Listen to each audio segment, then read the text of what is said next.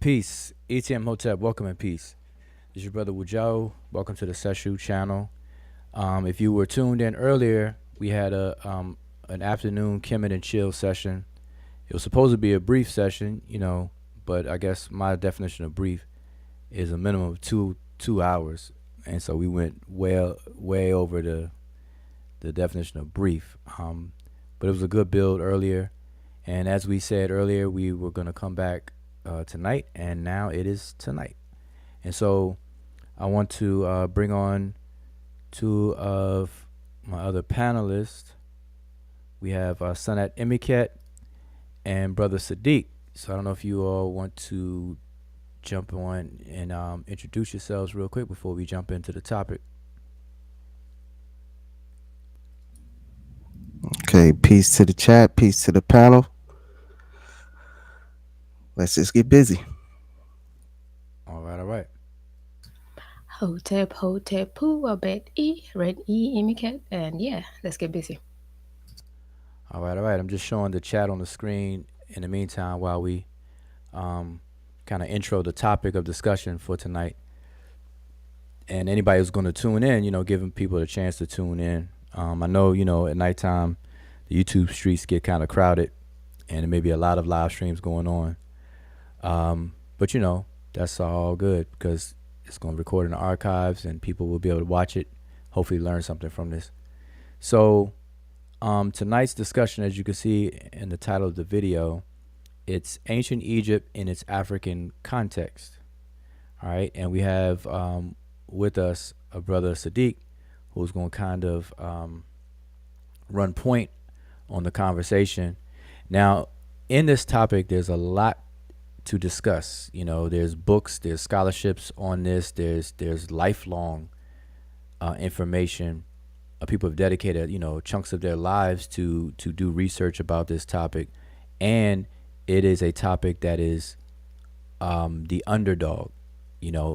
How dare we say or come up with a topic of discussion called Ancient Egypt in its African context? That's like crazy. 100 years ago, you would have never heard that because everybody was and their mother was trying to take Egypt in its Middle Eastern context, take it out of Africa. And so this is something that is definitely against the grain, but it's sound scholarship, and that's why it takes time to develop the information to build on the body of knowledge because people are being very careful as possible dealing with this information because there's a lot of other information that's been prevailing since the onset of Egyptology when it comes to ancient Egypt. So don't want to talk you all to death. I'm just trying to give everybody a chance to tune in who's interested in this topic and share if you think you know somebody who's interested in this topic. Now I don't know how far we're going to get into this because well, let me just tell you all, the brother Siddeeq suggested we talk about this the other day, but we were long-winded on a different topic. So I said, hey, let's dedicate a whole show to this topic, and here we are. And so I'm not sure how far we're going to get into it, but I do know that this topic is an ongoing thing, ongoing discussion. Really, a series of discussions can come out of this. So we'll see how we kick it off tonight and have some interaction with the chat. So that's my spill for tonight. Shout out to everybody. I see we got Tahuti. I said Tahuti. Teddy Wasamarat Ra Sanefaru, Morib or Mary Bonnet Bontus, Robert Rand, Donnie Williams Hotep. Yes, indeed. All right, so I guess without further ado, let's jump into the topic. So I don't know how you want to kick this off. So Siddeeq, you're gonna run point and get us going, and then we'll volley back and forth. We'll have some commentary, some comments. Make sure we monitor the chat a bit, and let us roll. Lego. All right, let me get the chat off the screen. All right, so I see you sharing your screen, and there you go. You can see my screen? Yep. All right. Now, over these last few months, I'm pretty sure everyone around here is very familiar with this context. Is Egypt a Mediterranean uh, part of the Mediterranean history? Is it part of African history? Does it have no part and no relationship to African history? Everybody has dug their feet in the sand and carved out a line and said, "We stand here. Well, we stand here." But the problem is where does scholarship stand? That's where a lot of people aren't addressing. We know that we have people going live every day saying that they're using their common sense. They're going to use their common sense to break down how the Egyptians came about. We know that they're Near Eastern. These are the people who've been there this whole time. But what the scholarship has to say about this and where the scholarship begin. Now I know that so I want to introduce this part right here. One This second. was Let's make sure. Let's see if we get your page as big as possible to fill you up want as me much. I don't know if you could zoom in. I know you won't be able to see the whole page from top to bottom, but if you could zoom okay. in, Tell me, yeah, that's a lot. That's a lot better. good And then or I should I know go more? I think that's good. So what do y'all say in the chat? I know it's a slight delay, but y'all let me know in the chat. Is that good enough? Bigger, smaller? Oh yeah, it's good. I see it on the YouTube side. It's really good. It Okay, really okay. All right. good. So yep, there you go. Now, can you um is that your monitor? That's the height of your monitor. That's the height of it, or can you expand the height No, that's of your whole frame? that's That's your monitor. yeah, that's my monitor. Okay. Yeah, you got one of those. Yeah, you forgot you got a gaming monitor. All right. Yeah. And then I'm trying out some new stuff on it too. So Okay. No I problem. didn't No problem. switch to Linux. Okay. No problem. No, no. It's good as long as we can see it. Okay. But if you don't mind, if you can go back to the cover and just name the title and author, All just for right. people to do further research and all of that good stuff. Okay. So the cover, this is a Cambridge University, Cambridge Elements, Ancient Egypt in context. It's called Ancient Egypt in its African context. The author is Andrea Manzo. All This right. is Cool. current scholarship as well. I'm going to scroll down. How current is current? Let them know. Here's the current scholarship right here. Manzo 2022.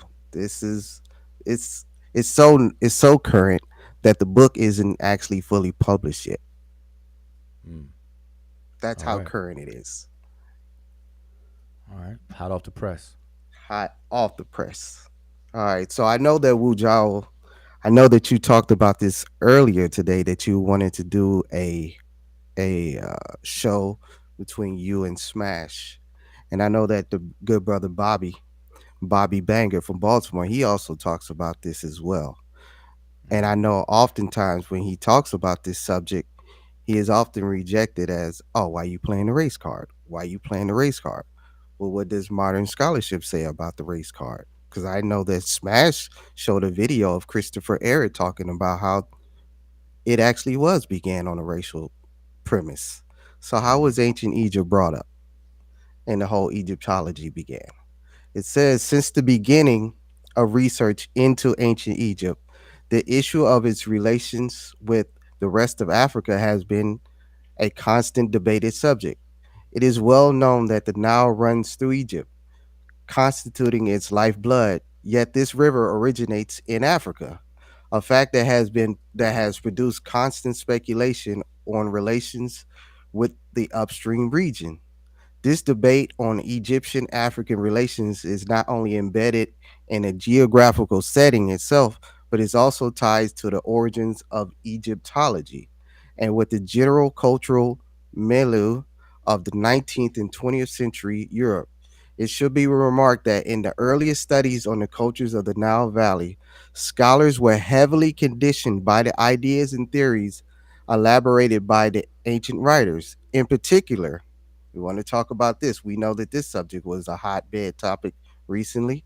In particular, as far as this specific issue is concerned, Diodorus Siculus, a Greek author, suggested that several Egyptian religious features may have had a southern or what he termed Ethiopian origin. For this reason, it was initially believed that the Meroitic moraine remains of Nubia may have predated Egyptian dynastic antiquities. Such a view arose after Muhammad Ali, Khedive of Egypt, had conquered the region south of the First Cataract in 1820, and the rich archaeological heritage of Nubia was revealed to Westerners. However, let me scroll down.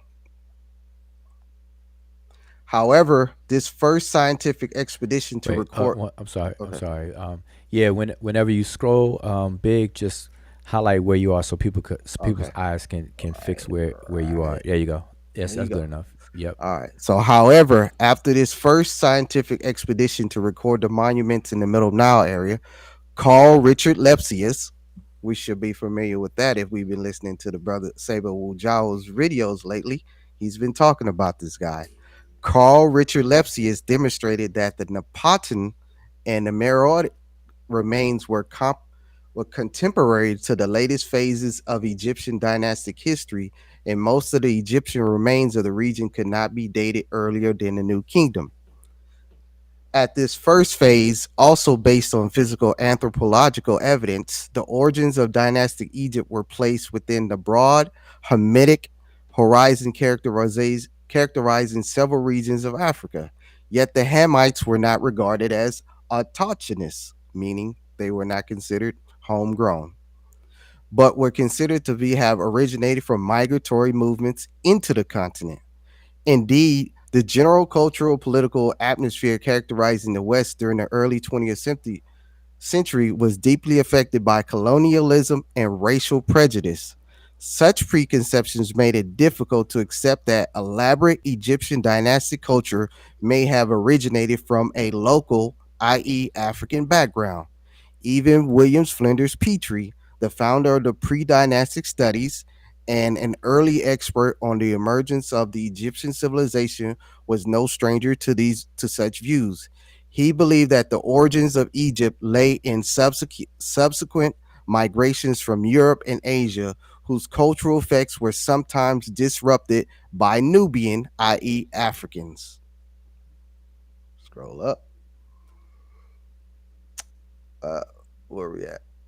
Invasions invariably leading to phases of regression. Junker suggesting that the earliest inhabitants of the Neolithic villages in Lower Egypt, okay, I'm going to highlight this again. I'm right here, may have originated in Libya and did little to challenge the then dominant view that the origins of dynastic Egypt were not African, as the people of early Libya were considered of an Aryan origin.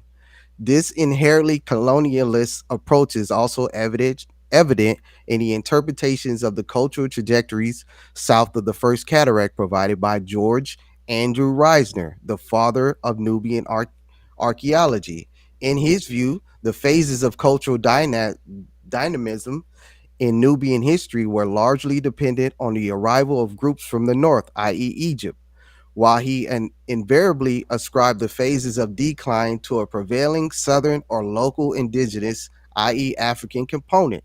This interpretation also relied heavily on prevalent assumptions held by comparative autonomists in the first part of the 20th century.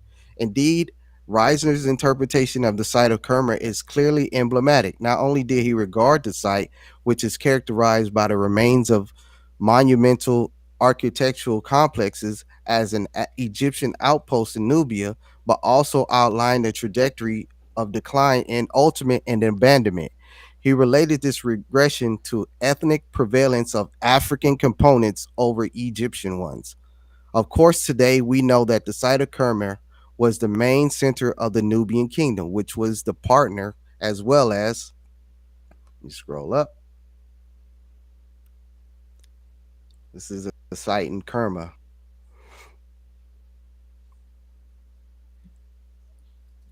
as well as a competitor of Egypt in the Nile Valley for the second half of the mid second millennium. However, it took a long time for the general perspective to change. For a considerable period of time, the archaeology of the remains of South of Egypt indeed remained the archaeology of the Egyptian frontier. Hmm. So I'm going to skip all of this. So it's So basic. hold up, but Go so ahead. right now, so let's To unpack it. unpack that for a second. A brief unpack. So um, that's setting the stage of the awareness that a lot of scholars, because this scholar was Andrea Manzo. There definitely this is fresh hot off the press, but there are definitely other scholars who have videos and literature that are saying the exact same thing. They're bringing it up in terms of in the context of early Egyptology, the racism and the view, the paradigm tendency of that time period. The same thing. So it's good that they are naming names and laying this out. So but I hope everybody's getting this. Is that matter of fact, go ahead. You can go ahead and read. I'm gonna Okay. I don't think I've seen a picture of Andrea. I'm gonna pull this up, but go ahead. Okay. I'm just going to skip down to here. I'm starting here. So we say the extent to which early interpretations of the relationship between Africa and Egypt were reevaluated is evident in the debate that followed the discoveries in the A group elite cemetery L at Custal. The identification in the remains at Custal of locally made objects of decorated and iconography similar to the royal representations and symbols in Egypt that were potentially earlier than the Egyptian ones led to the conclusion that the archetypes that inspired the Egyptian ones in the meantime in the meantime, Egypt was not only regarded as the oldest civilization in Africa, but also the intermediary through which African civilizations profoundly influenced the cultures of the Mediterranean and Europe. Moreover, as reactions against the early interpretations, the Egyptian influence on its African neighbors was now considered marginal, if not non existent. And the cultural changes occurring in these regions were almost exclusively explained by inter social, cultural, or environmental factors. So, anybody's familiar with this coastal incense burner? That's the famous. Yep, that's the There we famous go. one. Here's So Heru. mm, Here's the king with his, we should all be familiar with his white crown. the Hedged crown. Also, we got to mention the Sarek that Heru Yeah, is the sitting on Serac top that of. he's sitting on top of. We have as the brother Smash says, we have men. And who is this? I think he says this is Hathor. I think he said that was Hathor. I think that was due to his scholarship. I might be wrong, but I know that his scholarship brings him to the conclusion that this is possibly men. Okay. Yeah, we would have to. I would. Yeah, we could We come back we to would that. have to do, yeah, we'd have to go into that more, but I believe that his scholarship so far, he that's where he this is what he's leading to believe Hmm. based on the phallus.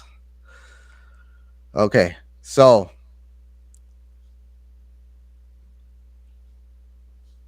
anthropological concept of entanglement. This concept has been adopted to the study of interaction between Nubia and Egyptian culture is recognized and it recognizes that the active role of both components. In the meantime, the awareness also emerged in Nubian studies that there was a local function and meaning given to the borrowed cultural elements, with whether originated in Egypt or elsewhere. This was also crucial in achieving a more nuanced understanding of cross-cultural interaction. More recent studies of the Egyptian side of this interaction have pointed out the relevance of African elements to the rise of Egyptian culture. Wait a minute. They said the Mediterranean elements to the rise of the Egyptian culture. Yeah, That's they what he meant. spell it. That's what he Yeah, meant. He spelled it well, incorrectly. no, yeah, they spell Mediterranean African. That's how you spell Mediterranean now. Yep. Now we got it. Now we Y'all are got it. funny. There we got it. There we Yeah, go. that's how you spell it. Okay, now we know. At least it is an alkabulon. So African. So read that again. So it It says said more. more recent studies on the Egyptian side of this interaction have pointed out the relevance of African elements to the rise Mhm. of the Egyptian culture, following earlier suggestions on Egyptian kingship and religion by Henry Frankfurt. Moreover, African contributions to the later phases of Egyptian history can certainly be detected as well. This counterbalances the traditional view that considers Egypt more closely linked to the Near East than to the rest of Africa. Wow. All right. So that, yeah, you gotta kind of let that marinate for a second. Let's just pause for a second. Keep it right there. So this is what we've been saying for years. There is other scholarship on it about this. Like I said, if people are interested in videos, check out Dr. Stuart Smith. Um, on a matter of fact, as we go along, I'll make sure I post the link. But this is a growing um, push now. This is growing. So people are gonna have to look out, and people's days are numbered.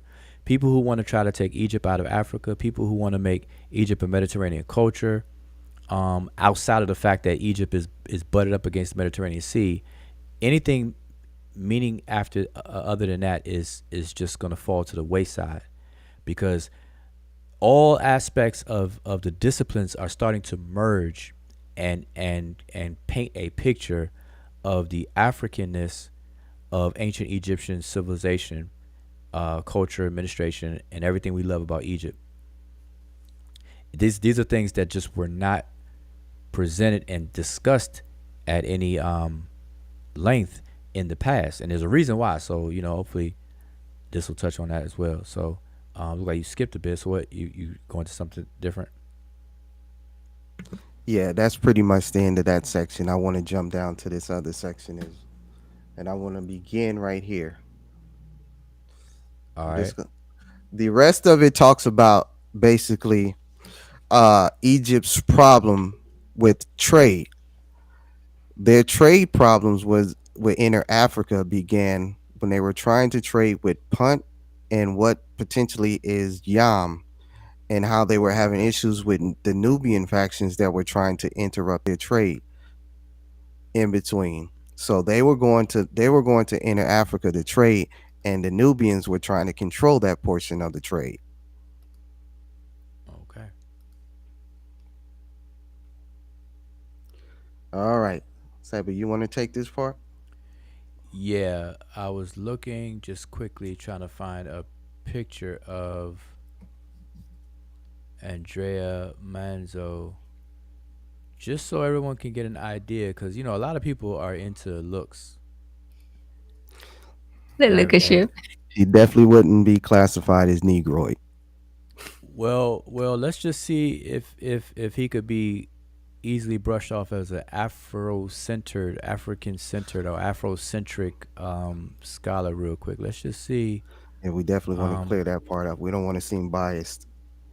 yeah, because I don't want you to. Yeah, I want people to claim that you bring in Afrocentric um, stuff to the channel and whatnot. So I'm going to share my screen so that people could see what he looks like. Matter of fact, we put his name on the screen so that people could see it. Andrea Manzo. Manzo. All right, so we're about to show his picture. If I can get back over here. All right, here we go. Just real quick, y'all. Just want to show y'all the picture. There you go. There you go. That's your boy. Is it reddish brown? No, he's an Afrocentric. He's an African centered scholar. He's from the Dinka tribe. You know, the Nuer. No, let me Mhm. stop. It's blue black. But let's just also Squared up. do the name dropping and just say this is actually coming out of Cambridge University Press. So, because people like to do that though, like that really matters. But at the end of the day, we just, we're just covering all bases for everybody else that, need to have some criteria kind of fulfilled. Yeah, but no, I mean we're kind of joking, but this is truth and jest. So the truth is that we know what naysayers have been saying and gonna say, and they use any and every excuse not to study and not to accept the evidence right before their eyes. And so I'm just showing his picture so we could rule out that this is some renegade fringe black guy writing books with a crayon. You know, this is Cambridge University Press, and you can look at the prestige respect that Cambridge Press gets by looking at the titles of their literature. You got a lot of people who write on that, and actually, it's another good book by them. I'm gonna pull it up later, but yeah, you can. I'm gonna take this off. You can share yours again, and there you go. Oops, wrong one. Here we go. All right, so okay, Okay. so we got some glyphs to going on. We about to put some home, give y'all some homework now. There we go. We The about to give you homework. some homework. Say, but where So I is can this tell from? you And who is this this? this is from the present day country of Chad, and this is from the rock art in the country of Chad. And this says this is from yeah, rock art, and what it says right in the middle, we see Nisut Biti, which is king of Upper and Lower Kemet, or dual king, as some people translate it. We have Sarah Menchu Hotep. People mostly say Mentu, Mentu, but it's Menchu. Sarah Mentu Hotep. And there you see him in his when it's called Nos, which is like a porch type of a thing. He's sitting there. He's enthroned or on the throne with his staff, Sekhem staff in one hand, short staff, and then he has the staff was scepter in the other. He has the crown of Lower Egypt, Tamehu, which is the Desheret crown, red crown, and that's about it. Um, we can Is make out some other things. I would Oh, like go to ahead. know is is Chad in is Chad in Africa? No, actually, Chad is in Antarctica. It is at the top of the earth where no sun shines. Now let me stop. I better stop because people gonna clip that and take it serious. No, but Chad definitely is in Africa. Definitely. Would it be considered sub-Saharan Africa? Because we know the Egyptians did not cross that fence. There's a borderline that they can't cross, Right, right, right. and they Yeah, and that's definitely didn't know something. anything about sub-Saharan Africa. Right. Sub-Saharan Africa is the catchword for the naysayers. Um, again, so but Chad is definitely considered in what the naysayers say as sub-Saharan Africa. Definitely. Matter of fact, hold on, let's do this. Keep that on your screen. Let me pull up a map so we can see the map of Africa. We might as well be thorough a little bit. Map of Africa. I just want to share my screen so we can get a. Let me pick any map. That's crazy when you looking for something. When you don't look for something, you see them all the time. And then when you're looking for something, let's see, Britannica, is that big? Yeah. All right, this is good enough. Oh, I guess not. This is all it's gonna give me. All right, well, I'll blow it up. All right, very quickly, you all. Let me just share my screen real quick and show you all the map of Africa.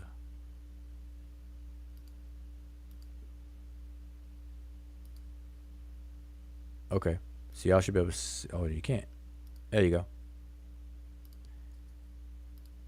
Okay, this is the map of Africa. Let me blow it up.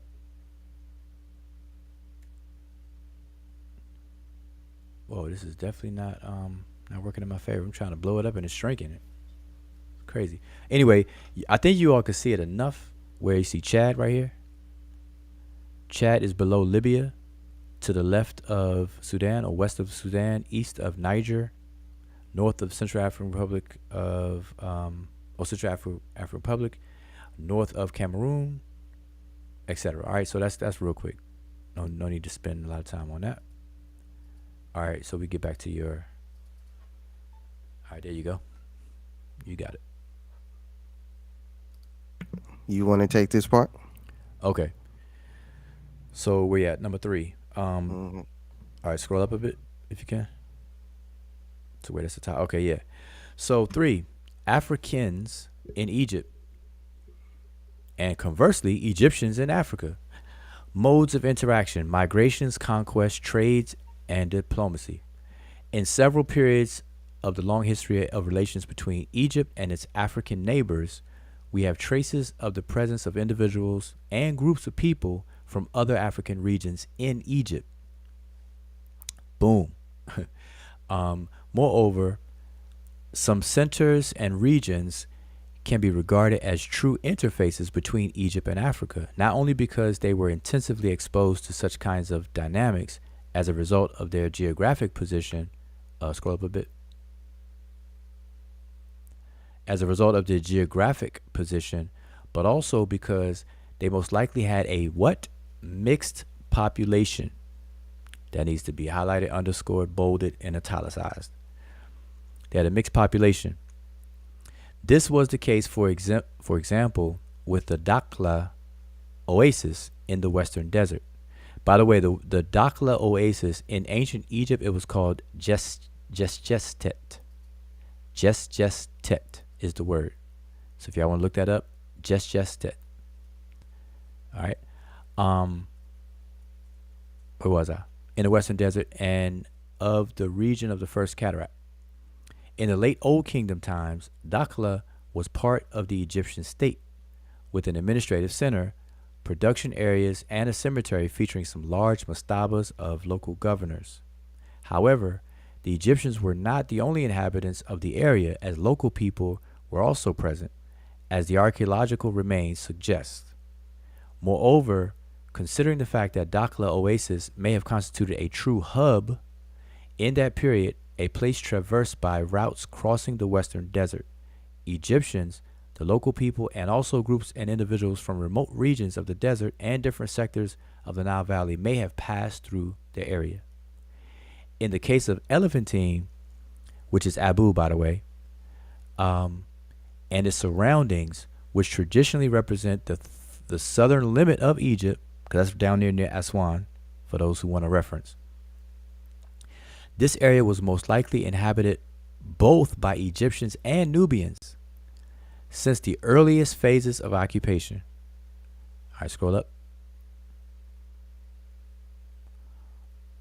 Where we at? Earliest phases. I done lost myself. Earliest phases. Okay, there we go. That these two groups were living together, living where? Living apart? Nope. Living together is suggested on the basis of the archaeological evidence. Is it based on hearsay? Is it based on YouTube? Nope. It's based on common sense because Chief X says that's how it's done. Common sense science. No, it's all about evidence. So it's on the basis of archaeological evidence. These two groups were living together. All right. Nubian ceramic materials have constantly been found in the excavated settlement of Elephantine, although they do not outnumber the Egyptian objects, which formed the majority of the material. Further cases of settlements and regions where Nubians were a permanent element of the local population since very ancient periods may have occurred in Upper Egypt. And you see that they're giving all the references to these statements in parentheses in blue. These cases refer to prolonged and constant contact in frontier areas, porous areas of interaction where different group identities traditionally meet, and cultural processes of what? Integration and entanglement were naturally taking place.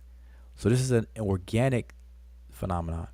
And we know this today because it happens in the United States in the southern border of Texas, where you have Mexico and Texas and whatnot. Anybody who goes to Texas, matter of fact, if Chavis is in the chat, I know he's from Texas. I don't know which part, but certain parts of Texas, you'd be like, man. Anyways, let's keep going. What else do we have? However, there is also evidence of attempts by numerous groups of people to migrate to the Egyptian Nile Valley. In this case, the evidence is often represented by texts, which obviously express the attitude of the Egyptian state towards these people. Let me pause right here. One such text, though, I know of off the top of my head is the Ipuwer Papyrus, where the Egyptians are complaining about foreigners coming into the to Egypt, becoming Egyptians in large numbers. They're like, hold up now. They're like, wait a minute, this immigration policy, like y'all are coming in, gaining citizenship, becoming us, taking away our resource, diluting our resources. But anyway, that's the Ipuwer Papyrus, by the way. And maybe that's what this author is referring to. Where'd I leave off? The people, yeah. In this case, the evidence is represented by text, which obviously express the attitude the Egyptians had, the Egyptian state towards these people. The more evident and perhaps the most famous case is the repeated attempts by apparently large groups from the western desert to enter the Egyptian Nile Valley at the end of the New Kingdom. This dynamic, scroll up. This dynamic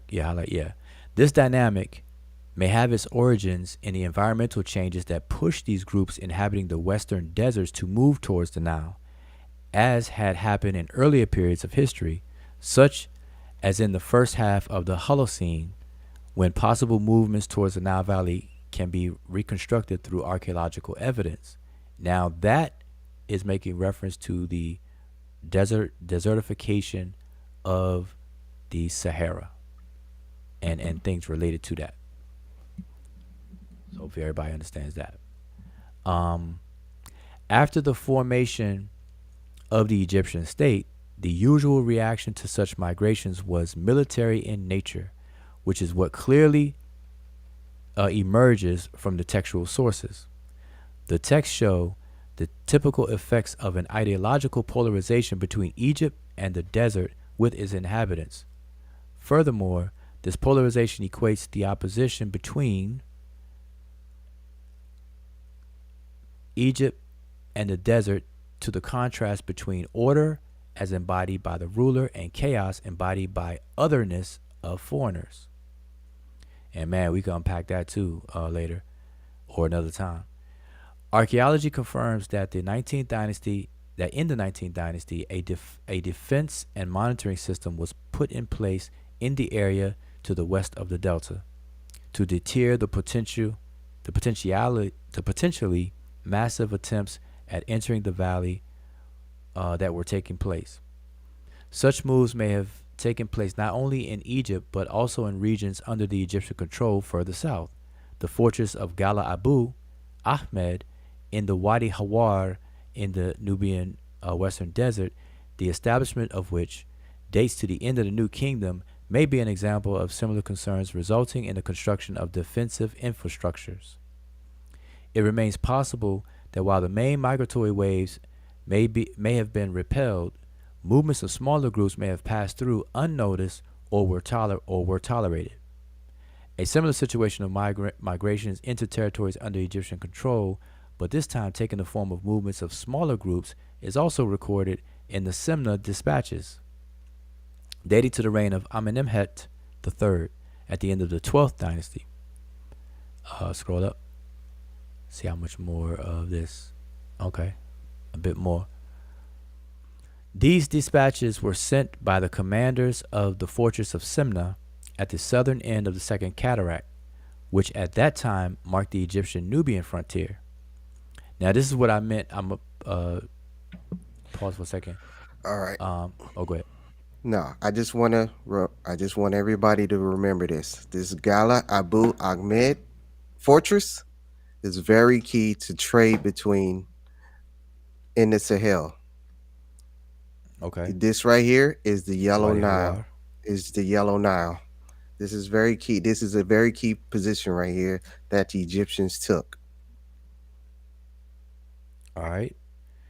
What I was gonna say as a pause for a second is that people often hear me say that the southern border of Egypt moved depending on what time period. So roughly the borders were between the First Cataract at certain points in time, and then all the way down to the Second Cataract at certain points in time. And on the map, if you would look at that, the First Cataract is roughly around Abu, which is Elephantine, or Aswan. That's where the dam is, and Lake Nasir. Below that, you get to the Second Cataract, and in between those two, you have Abu Simbel and things. So, because people used to ask me the question, well, if Egyptian border was stopped at Aswan Dam, then how did they? Then what's up with Abu Simbel? Um, so there's a quick answer for that. Where were we? Um, okay, the commander sent them. Okay, the commanders sent them to the Central State Administration to report on the situation at the border during a period characterized by both antagonism and also intense trade with Upper Nubia. Now remember, Upper Nubia is today South Sudan, like upper really south, going down. Of course, being archival documents and not text directly related to the royal monuments, the ideological conditioning is less evident in these texts. A dispatch records an approach on the Egyptian frontier by a group of magi, most likely arriving from the eastern desert. And if people look at the location that scholars have assigned to magi or magi, is right there, south of Egypt, but to the east, closer to the Red Sea. They were apparently pushed to do so by a famine affecting inland regions. The famine itself came in the wake of general environmental changes that led to more arid conditions in the Nubian Sudanese regions away from the Nile Valley. In the first half of the second millennium BC, the appearance of new unprecedented cultural traits. Okay, just highlight where I am. Where we at? Oh, you went too far. Oh, okay, there we go. Nope, you got it. In the first half of the second millennium BC, the appearance of new unprecedented cultural traits in the archaeological record of the Nile Valley, both in Egypt, Lower Nubia, and more southern regions, which do not have a local origin, like the Pangrave culture, may be related to such kinds of dynamics. In all these cases, both the archaeological and textual sources show that new components were appearing in the Egyptian Nile Valley. This demonstrates that, despite textual sources that often pretend the migratory movements to the Egyptian Nile Valley had failed, these attempts were in fact frequently successful. They very often resulted in cultural entanglement and hybridization. All right. I think that's important for people to understand that that's why DNA is a problem and why they keep on screwing that up when they keep saying that the Egyptians are this DNA or that DNA is J, is it K? Now you had many different groups that were going in and out of Egypt from the very beginning. You don't have the proper Egyptian DNA yet. Not the ancient Egyptian DNA at least. They sure don't. Let's read a little more. So, to go down, moreover, now we're about to get into the autobiography of Winnie. I can even see his name already. Boy, see, I done read the paragraph that fast. No. Moreover, it should be stressed that something's blocking, that the Egyptian, I don't know what that says, but the Egyptian state was generally trying to, oh, there we go, trying to control the attempts at entering the areas under its administration. Sometimes it may have, on the contrary, favored such dynamics. This is the case with groups of people who were appreciated for their skills, such as the soldiers mentioned in the Egyptian textual sources from the late Old Kingdom onwards. And let's pause here for a second. Likewise, women were even imported. Women weavers, people that were weaving, were also imported into Egypt in mass, in large numbers. Okay. What else? According to his biographic inscription, Winnie led the army in a successful Palestinian campaign under the reign of Pepi I, and this army included troops from several regions of Nubia and the Western Desert. However, it is not known how these recruits entered the Egyptian army, whether they arrived by themselves in Egypt of their own free will, or whether they were conscripted after following Egyptian expeditions on their way back. as was the case of the recruits from the land of Yam who were escorting Harkuf during his return from his third journey. And that's we mentioned that the other night, how Harkuf, I don't know if it was on our channel or on Smash. I think you, Uh, we mentioned it here, but you went into it more on Smash's channel. okay, yeah, Yam scholars were puzzled at where that could be definitively, and so they study Harkuf's writings surrounding Harkuf and how he was escorted because he's like, listen, I'm trying to control some trading things. I'm trying to do my business, and these folks down here give me problems. Can you hook a brother up and help escort me back home? On his way back from his third trip, he's like, listen, I need to get back home with my goods and my life. So help me out. Anyway, all right. So this specific kind of interaction is also repeatedly recorded in later phases. In the first intermediate period, several inscriptions of Nubian soldiers were found in the region of Gebelian, while in the 11th dynasty, we know that Nubians were recruited in Lower Nubia, as stated in the inscription of the Nubian soldier Chehemau. Chehemau. I would love to see that in the glyphs, but the way it's spelled there is Chehemau, who may have been recruited during a visit by King Mentuhotep II to the region. And we're coming to the bottom of this. Where we at? To the region. Within the framework of the previously described actions to prevent mass invasions from the western desert at the end of the second millennium BC, the Egyptian state may have decided pragmatically to allow some groups to settle in the valley in exchange for their service in the army. All right.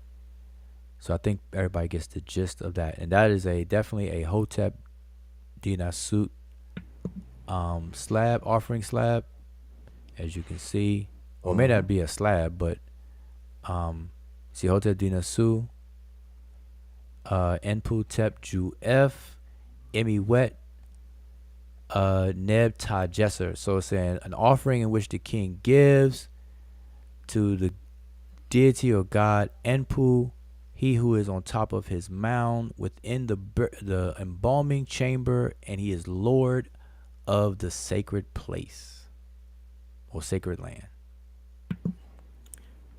But he looks Egyptian. Well, that's just the opening phrase at the top that I just read. So the person there looks like the name will be in front, Okay. and you can see his title there, but it's Nesu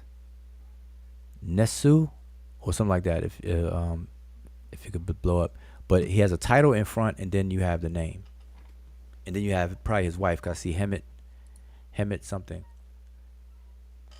Yeah. So you see the title because he controls the seal. He's a seal controller or seal bearer, as you can see in the title, and then his name is probably NS something because it's definitely stylized and drawn, but Nesu something. Nesnu. So keep scroll Scroll. down. Let's Let's see. scroll down and see what he is. The first intermediate period funerary stela of Nubian soldiers from Gebelin, from Kush. But he looks Egyptian. Yep, got the Egyptian beard, Look at his traditional wife. beard. His wife has the traditional female outfit on. Her arm wrapped around his body is just like they um, do all the time as a standard. Exactly. I was trying to see, do they mention his name? No, they don't mention his name. All right. Now, I think this was the Tejamal. I think that was him.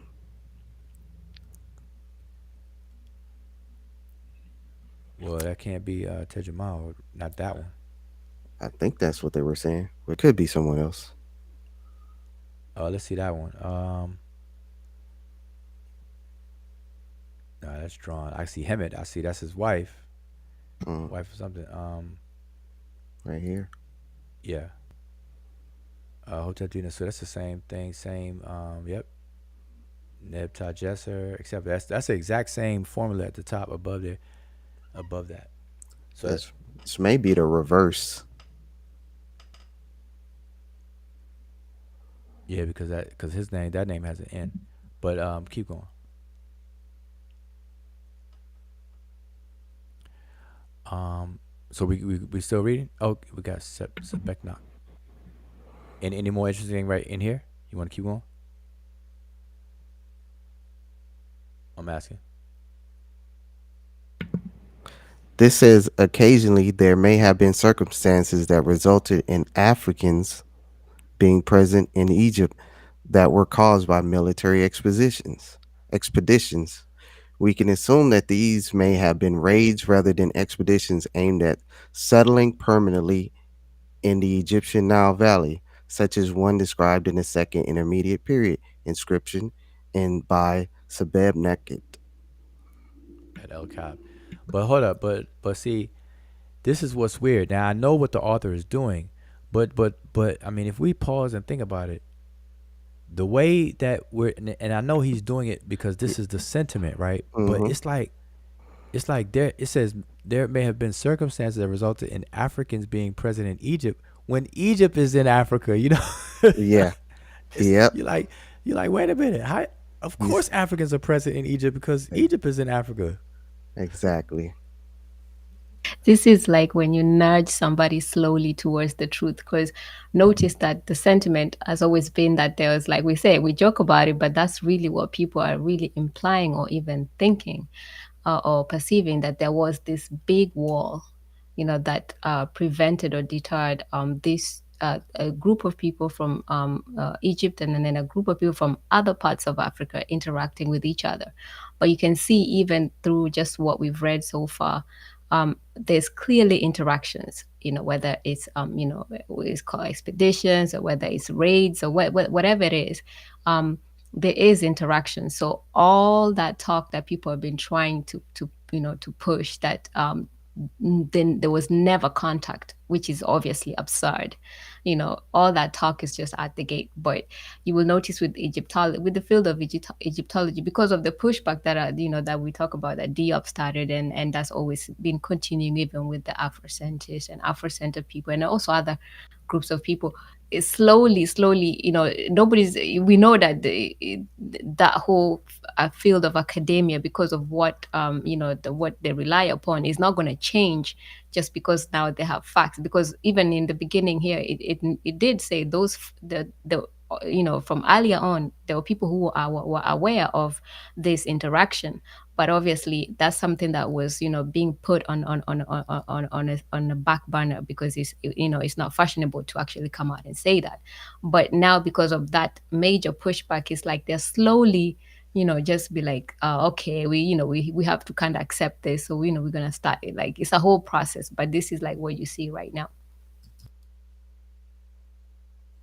All right. So just to keep going, although other Egyptian military expeditions probably did not aim at establishing long lasting control over specific regions, they certainly had political and military aims other than solely to loot. This may have been the case for the expedition conducted by Samtek II at the beginning of the 6th century BC, which perhaps took place as part of the efforts to weaken the Napatian state in the Middle Nile Valley, and to establish more direct links with areas where the sources of commodities were located. If the traditional hypothesis can be accepted that it was on that very occasion that the monuments of the 12th dynasty Nubian rulers, 25th, I said 12th, goodness, monuments of the 25th dynasty Nubian rulers and their immediate Napatan successors were systematically and almost ritually damaged in the temples of Duki Gel near Kerma and Jebel Barkal. Then, this may well confirm the hypothesis that the expedition, then we got to scroll up, had a specific political goal. It is interesting that on that occasion, foreigners were also members of the Egyptian Expeditionary Corps, as shown by the graffiti left by Greek Carian soldiers on the legs of the colossal statues of, and then we're about to find out of who or what. That's Augustus. Of Ramses II, carved on the facade of Abu Simbel's temple.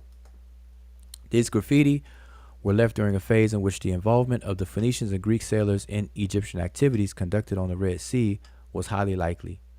Therefore, these expeditions not only led to the presence of Egyptians in other African regions, but also of individuals and groups who came via Egypt from even more distant areas. And are we going to keep on going? Yeah, just this part right here. Okay.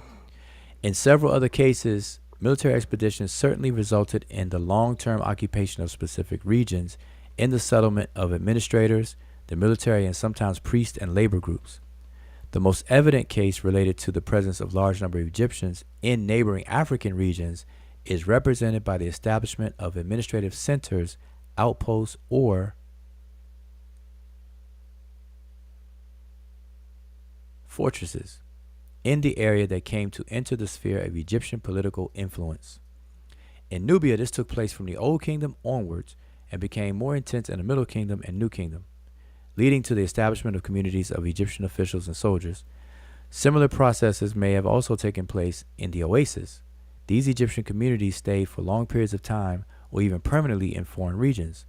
This is particularly evident in Lower Nubia in the late Middle Kingdom and in both Lower and Upper Nubia in the New Kingdom, but also at Dakhla in the late Old Kingdom. This led to the rise of expatriate communities. Indeed, the fact that expatriate communities were formed is shown by the occurrence of Egyptian cemeteries in these regions.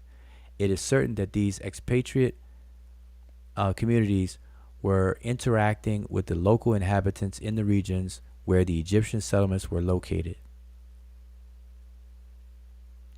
From this perspective, the establishment of 25th dynasty political influence over Egypt in the mid 8th century BC also had similar consequences, although in this case only small groups of Nubians or single persons were settling in Egypt and there is no evidence of the establishment of new centers.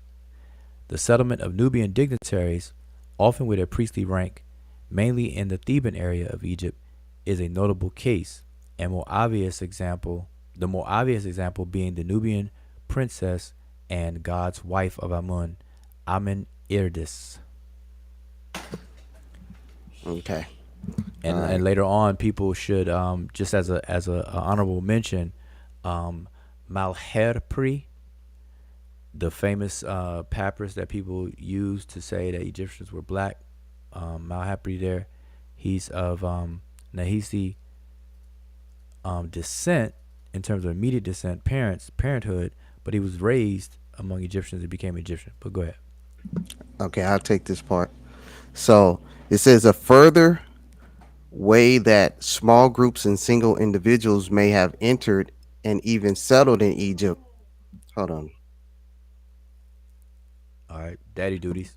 Yep, daddy duties came. All right, with the permission of the Egyptian state is through diplomatic exchanges and other dynamics taking place between Egyptian elite and the elites of its African neighbors. Boy, they sure had a lot of interactions for people who hated Africans. We are informed that at least by the reign of the sixth dynasty, King Merenra, meetings between Egyptian and Nubian rulers were taking place in the First Cataract region. The intensity of those relations is perhaps reflected in the adoption of loyalist names by some members of Nubian ruling families at the end of the Old Kingdom. Indeed, their names sometimes contain the name of Egyptian rulers, such as the case of the Nubian named Teti Ankh, as mentioned in the execration text. I want to pause right there for a minute. Mm. Have you heard of the execration rituals? Yeah. Can you elaborate on that? Um, Not enough now. Nope. Okay. So there's a We can come back to it. oh, I can talk about it a little bit Oh, go ahead. from what I've heard. So the execration rituals were rituals that were practiced in Egypt. And what they would do is they would take a figurine, which would be an image of their enemy. They would curse it with a spell, and there's even traces where some of them had knife marks in their in the bodies of these figurines. You had all kind. They were broken pieces intentionally. You had all kinds of stab wounds in the figurines. So And let me. Okay. go ahead, go ahead. Now I was gonna say, just so people may be more familiar with it, with a version of execration rituals is even in the glyphs in some of the tombs and temples where you see Apep, the name Apep written, and you'll see knives through his body. And in a famous case, you'll see a cat with a knife, a feline cat with a knife stabbing the serpent snake. So visually, that's a secretion ritual being performed by a writing system. But go ahead. And when I first heard these, I was like, wow, that sounds a lot like a West African tradition that we've heard about. But that needs to be It, done more study needs to be going into it. I'm not going to go all full pseudo in it. But yeah. yeah, like they what they call voodoo dolls. Oh, wow, you caught on to that too. Yeah, no, because it's the same. I mean, from what is popularized about voodoo dolls, you stick a pin in it, it's supposed to hurt somebody or whatever, whatever. That is what those rituals are, whether it's textually or actual items, um, on some kind of tangible object. Okay.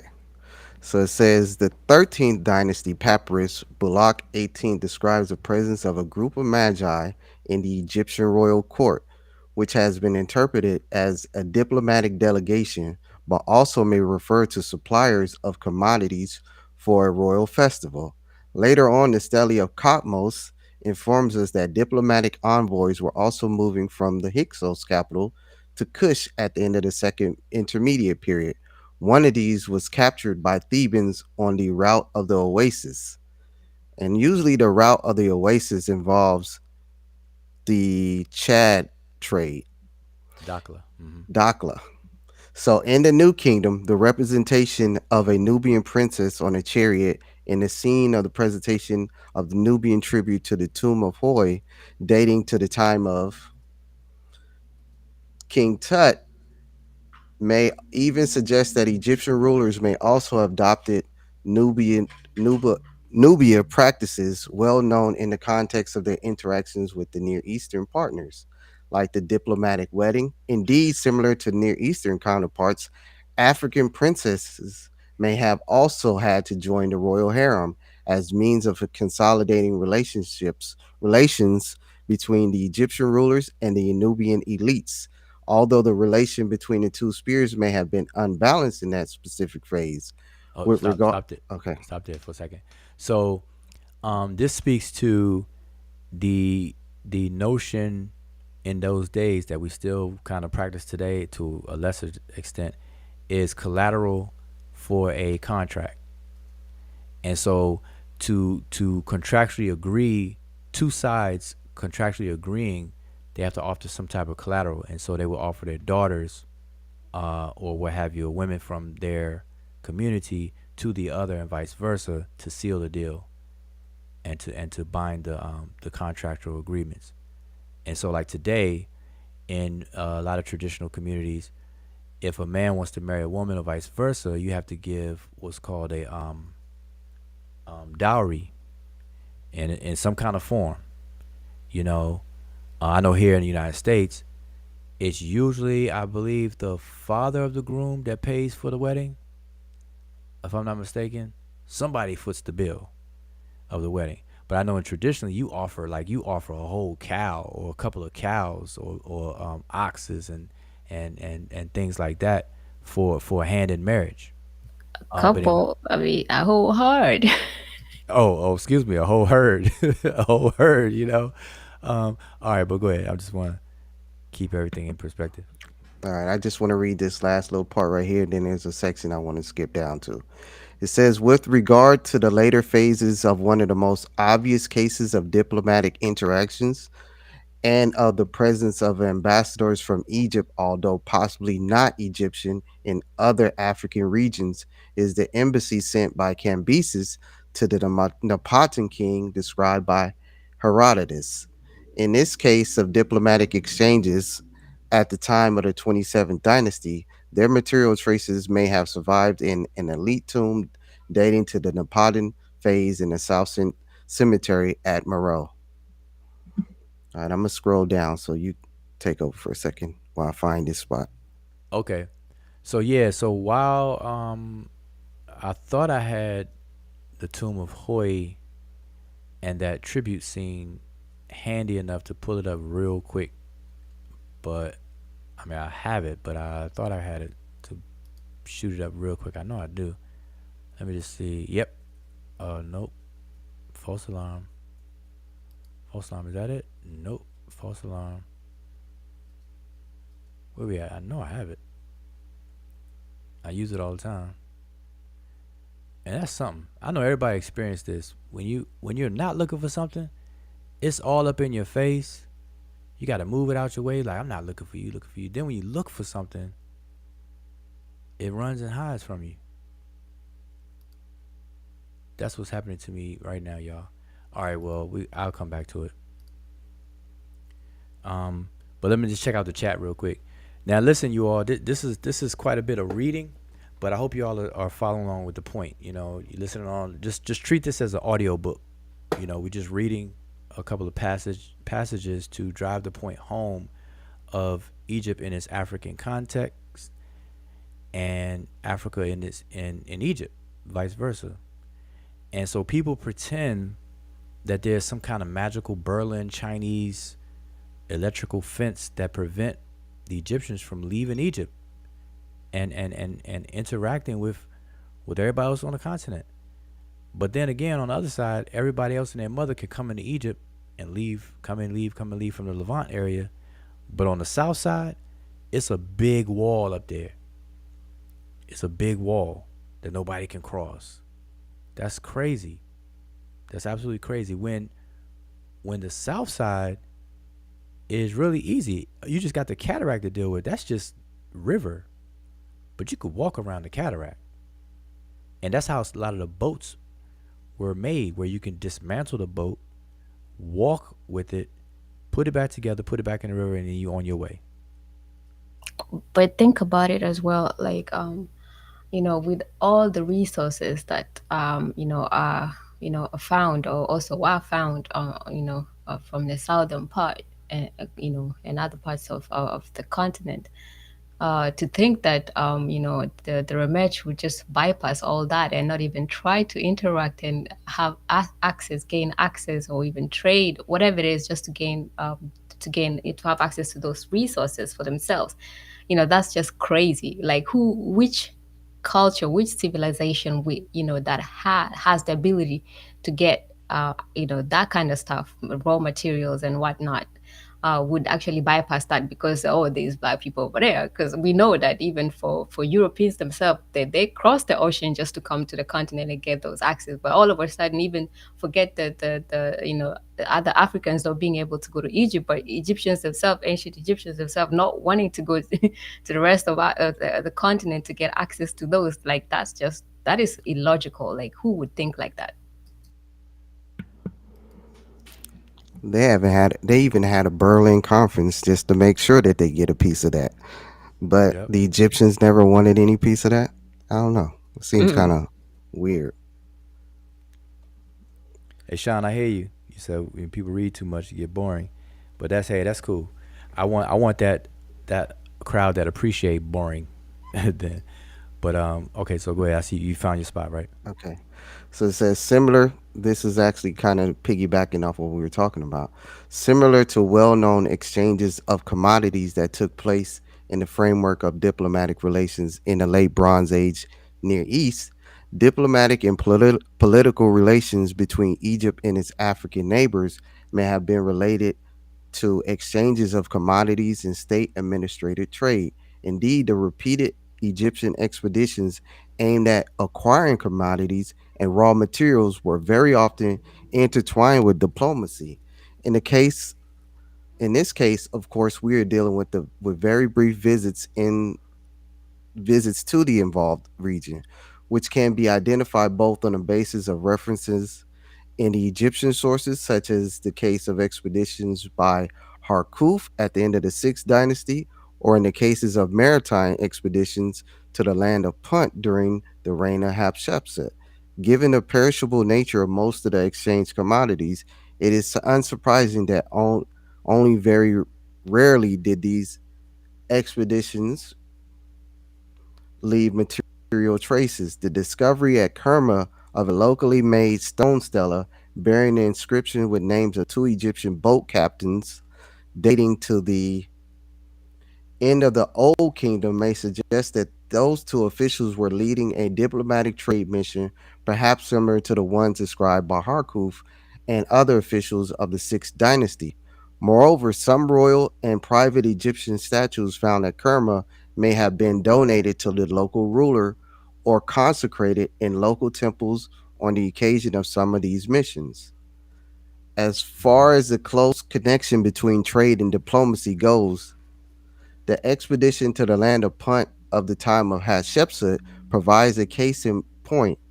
The link between trade and diplomacy can be clearly seen in a part of reliefs representing the exchanges of commodities between the leader of Egyptian missions and the local ruler and his family. These close ties between trade and diplomacy may have continued also into the first millennium BC, when direct involvement of the royal courts of the polities south of Egypt in long distance exchanges was pointed out. After Roman occupation of Egypt, the role of private entrepreneurs became crucial in long distance trade of the Roman on the Roman Egyptian side. On the contrary, I'm right here. On the contrary, with regard to the African policies south of Egypt at the time, long distance trade may have been largely managed by the elite, to be more precise, by rulers, as suggested on archaeological grounds in the case of the Meroitic state, and can also be suggested on the basis of both archaeological and textual sources for the Aksumite kingdom.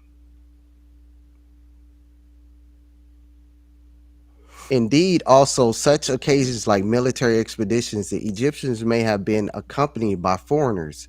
At Mercer Wadi Gawassis, the harbor on the Egyptian Red Sea coast from where the maritime expeditions to the land of Punt were launched in the Middle Kingdom times, some Levantine Minoan ceramics were discovered. It was therefore suggested that members of the Levantine communities living in Egypt were taking part of these enterprises. These expatriate communities were mainly located in the eastern Nile Delta, and the one settled at Avaris Tel El Daba is certainly the most widely known of these. Interesting, the site at Mersa Wadi Gawas also provided evidence of the involvement of Nubians, perhaps from Nubian communities in Egypt, in the expeditions to Punt. Similar involvement of foreigners in Egyptian maritime activities in the Red Sea is well known at the time of the 26th dynasty. So pause right there for a Right, second. right. Okay. I just want to, put these things in perspective, because what is being described so far, everything that's being read, especially the parts about quote unquote Nubian communities in Egypt, Egypt communities in desert areas and Nubian territories, it's no different than what we have today. Um, it was very, I should say, it's very similar to what we have today, where people will come, and especially the United States of America. You have little Chinatown in pretty much every major city in the United States, and these different clusters of people where people who speak the same language, they can get down and communicate. People who enjoy the umbrella American culture, but also maintain their localized culture, cultural practices and traditions and whatnot, and things like that. And so Egypt had the same thing going on. Never once was Egypt a homogeneous group of people, biologically or on the other levels. National identity wise, just like the United States, you have a nationality. We call it that today. But Egypt, you had a kingdomality, where people were members of the kingdom, and had allegiance to its structure and polity, political system, and things like that. But yet you had these sub things going on, and when that umbrella unity kind of deteriorated a little bit, you had what's called intermediate periods where local rulers emerged and gained loyalty of people, and that's where you had that rough patches of intermediate periods. But anyway, I just want to kind of mention those things to everyone. But keep going. Okay. So now we got a little bit more and we're coming to the close of this. It says all of the modes of Wait. You interaction. got you got to read the caption. You got to read the Okay, caption. read the caption. Stories of success and integration. What? It's Mm, not. It's not. It's not. It's integration and not. What do you call it? Separation. Or what was it? But go ahead. they must have had, what was that? What do we have? Thurgood Marshall when we integrated our schools? Yeah, That integrationists. Okay. yeah, integrate. They were integrationists. All Dang, right, I let's didn't have think it. Egypt would be. All of the modes of interaction described led to the presence of Egyptians in neighboring African regions as well as African foreigners in Egypt. Yep, that's exactly what I, what I was saying. Yep, bringing it home, because that's what happens in the United States. But yep, Despite highly polarized perspective emerging from the text in which Egyptians and foreigners are regarded as two completely distinct and separate entities, daily interactions between the different groups resulted in mixing and integration.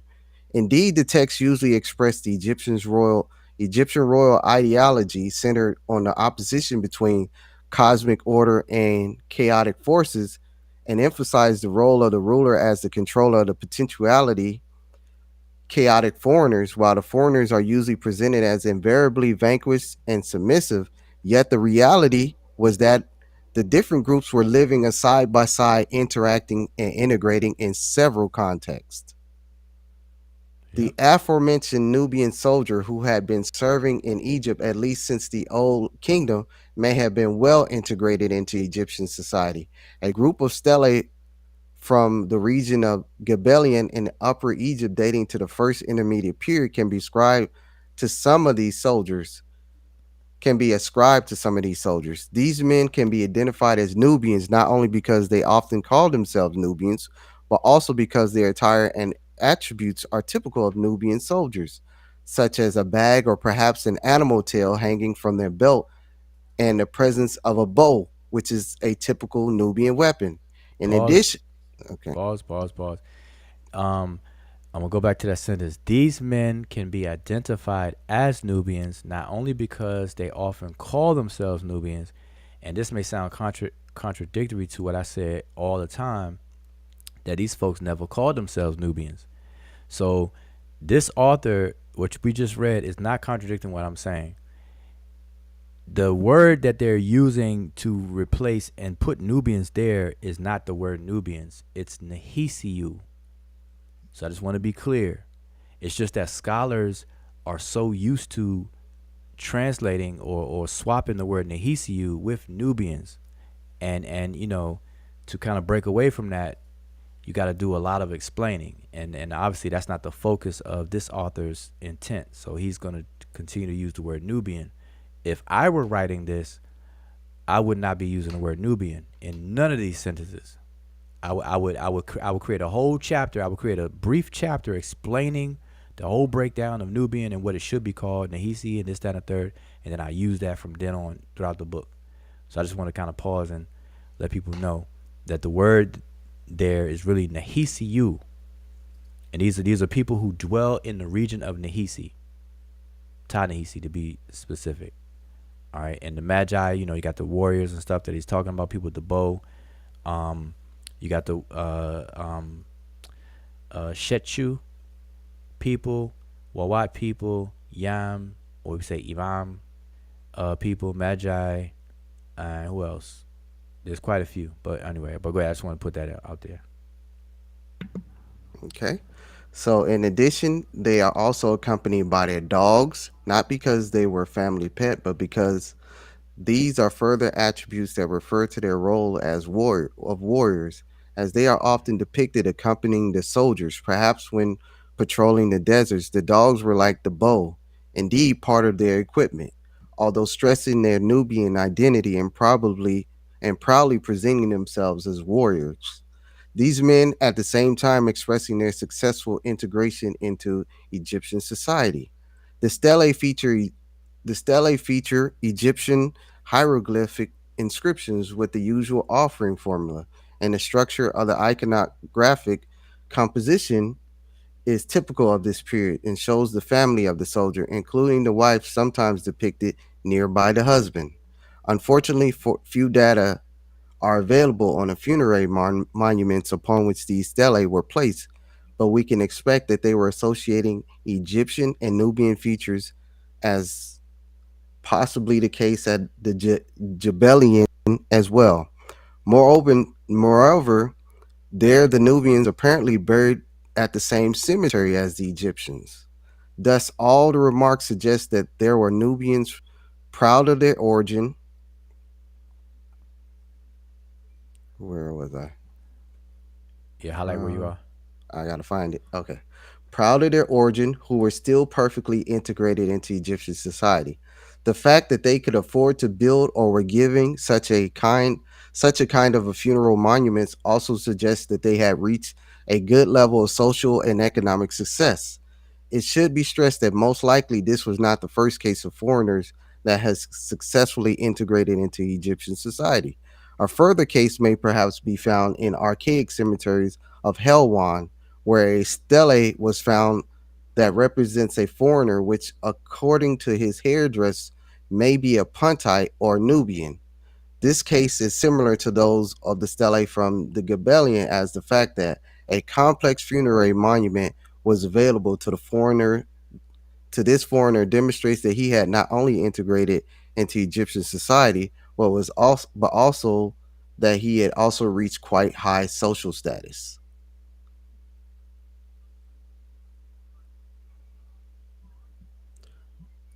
Right here. But the social cultural integration may have followed different paths and reached different degrees, consequently resulting in different material expressions, remaining in Upper Egypt, but in later phases of the Middle Kingdom and Second Intermediate period. Important date on the Nubian presence have been recorded at Hieroglyphics, three distinct Nubian cemeteries which spatially separated from each other and from Egyptian cemeteries with clear differences in terms of material culture and funerary habits, were recorded at the site of two Pangrave burial areas, date to the Second Intermediate period, where while the C group cemetery is earlier and dates to the 11th or 12th dynasties. I think I'm gonna skip all of this. I think I wanna, yeah, I'm gonna skip all of this. Okay, start right here. It says, in a way, anyway, the integration of these groups into Egyptian social economic setting is evident at Hierakonpolis, as Egyptian vessels are found among the grave goods in the C group cemetery. These Egyptian vessels were closed jars and most likely used as transport and or storage containers for various commodities and supplies. In contrast, Nubian pottery is mostly represented by open forms for food preparation and consumption. The fact that the Egyptian vessels were used for transport and or storage and Nubian pottery for serving and cooking suggests that these groups may have been integrated into local economy, possibly even into the redistributive system of the Egyptian state. A similar pattern in these terms of composition of the ceramic assemblage can also be observed in the Pangrave cemeteries of the late 12th dynasty and second intermediate period. These burial grounds are located across a wide area from Middle Egypt to Lower Nubia and are moreover marked by increasing incorporation of Egyptian elements in later assemblages. Even the typical Pangrave traits remain dominant. All right. So, was this All right. incorporation related to an increase in social economic integration of these groups, to a growing openness to Egyptian culture, or perhaps both? Indeed, Indeed. Indeed, these dynamics are known during later times. The Blimian community, Oh, yeah. No, no, no. I'm just saying. So it says it asks the question. It says, indeed, similar dynamics are also known during later times. So they answer the question, indeed. okay. So Go ahead. no, no. I was just trying to see. So I want the chat. I gotta make sure the chat is still with us. Because we do a lot of reading, man. People people nod off and Mm-hmm. go to sleep and everything. So I think the point is driving home. Just quickly, without losing your spot, I could probably look it up. I'm trying to see how many pages the book is. Oh, Let it's me almost see. done. It's almost done. Okay, now I'm just trying to see how many. Okay, it's 102 pages altogether. Um, I believe. Yeah. All right. So people need to look and get at least this portion. But go ahead. Okay. I just want to highlight this part right here. It says, since the earliest times, Egyptians and Africans were also living side by side in areas outside of Egypt. That's just wow. How the author has to word it that way. Egyptians and Africans, as if Egypt is not in Africa. But I understand what why it's worded that way. But that is crazy in and of itself. Mm-hmm. That is crazy. Okay. Uh, That's like Go ahead. saying Floridians or New Yorkers are living side by side with Americans. you know, oh boy, it's crazy. Or Atlanteans are living side by side with Georgians. ATL. Okay, I'm That trying is to get to crazy. this last part before I go to the conclusion. All This right, is talking about Axumite. all right. But this is interesting, and like I say all the time, the scholarship that's out there that people have access to and talk about mostly is Egypt's relationship with the Middle East. You know, um, part of the Afro-Asiatic fake language phyla, um, which really only one language is actually Asiatic. Everything else is African, which is Semitic. The Semitic branch. We got several subs in there, but um, the research for the connections of Egypt and all of the inner Africa similarities and things like that, that is a lot less than going the other way. And we are in a period of time now where the opposite research is growing. And so if you're one of these people in the chat, if you're one of these people who are hell bent on trying to continue to remove Egypt out of its African context and out of Africa conceptually and stuff like that, you are on borrowed time. Your time is limited because more scholarship is being done and it's cross disciplinary.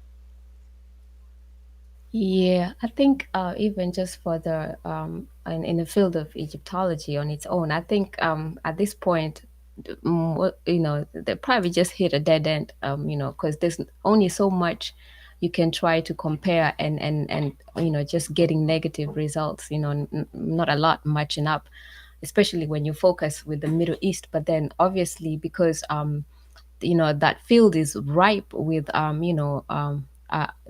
uncharted territories when it comes to the continental side, and that's actually what we have an upper hand on, having to access to this other side and comparing things, and you're not really getting a lot of misses when it's a lot of hits and less misses as compared to when you're trying to focus it on the other or Middle Eastern side. So I think even for the Egyptologists themselves, nobody wants to be, everybody wants to be at the frontier, to be, to pioneer stuff. So obviously, at this point, the consensus might be that, obviously we haven't had enough luck with, comparing too much from Egypt and the other side. But, on this other side, there's stuff that when we compare, it's making a lot of sense. And at the end of the day, it will take time, but that's where most of the the research will start heading. And unfortunately for how it always works, when people finally come to accept what others have been saying, other black scholars have been saying, it will be those other people that will be the pioneers, of those new information.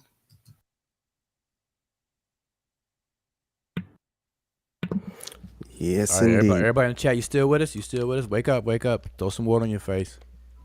Shake a We leg. almost Stand we up. almost there.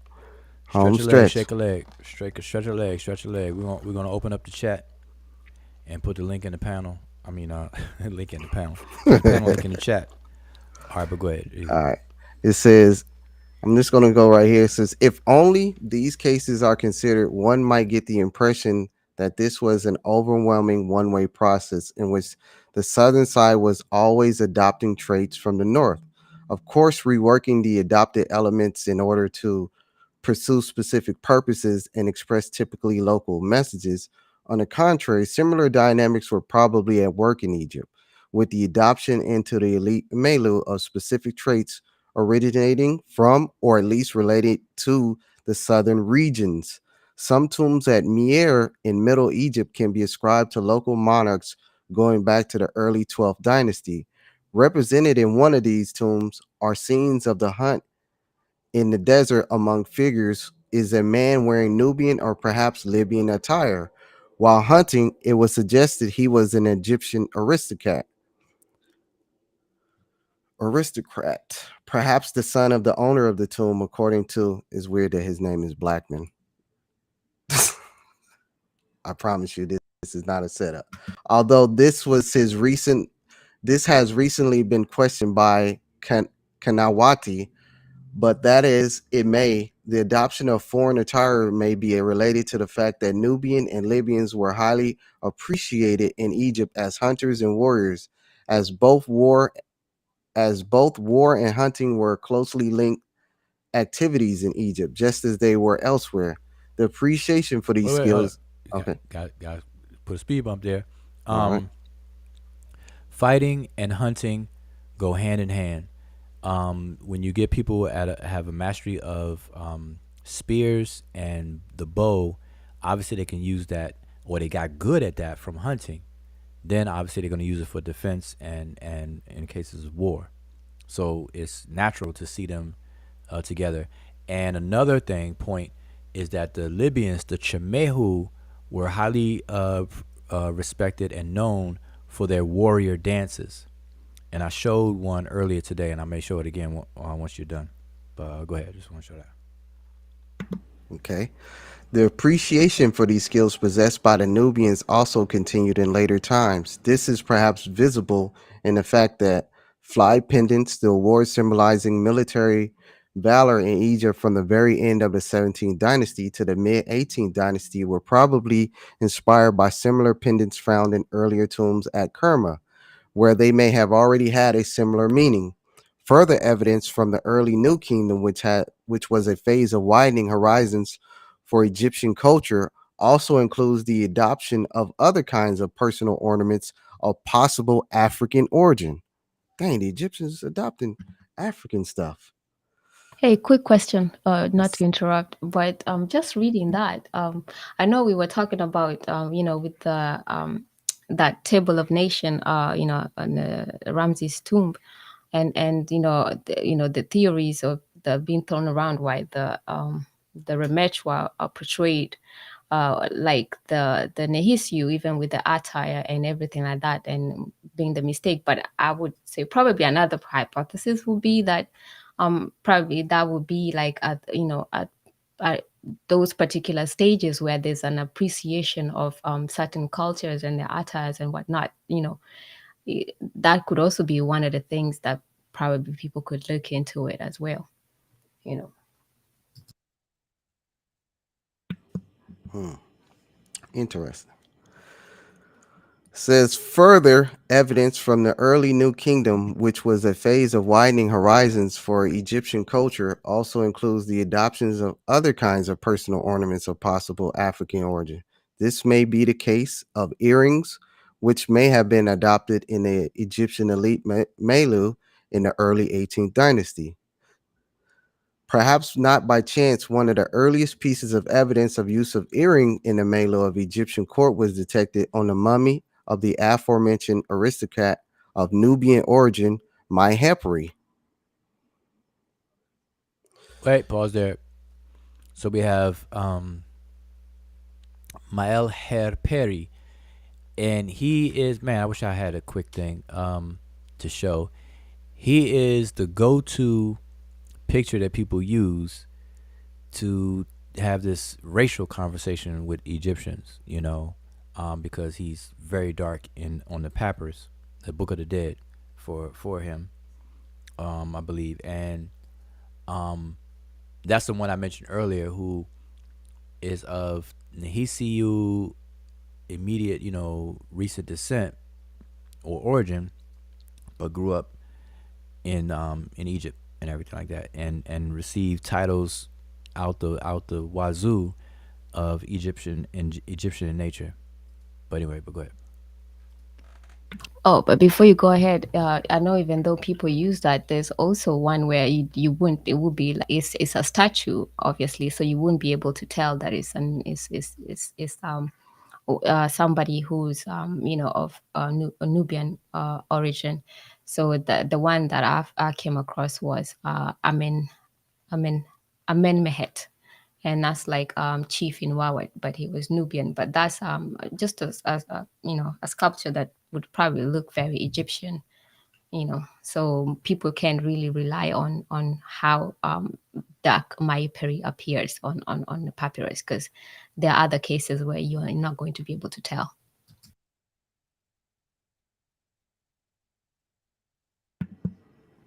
Okay. So, indeed, after the establishment of the Egyptian hegemony over the Middle Nile Valley in the New Kingdom, several Nubian traits are also likely to have been reworked into the sphere of Egyptian kingship and religion. This is surprising when considering the absolute ideological rejection of all that was foreign that was usually emerged from the royal text. The monument that most explicitly marks the Egyptian act of taking control of the southern region is the border stele by Tutmosis I, carved on a granite hill at Hagar el Merwar between the fourth and fifth cataract, which was later on duplicated by Tutmosis III after his Nubian campaign. The text is accompanied by representation of the royal name in front of the god Amun, which is scarcely surprising when considering the centrality of Amun in the Egyptian pantheon of that period and his intimate links with kingship.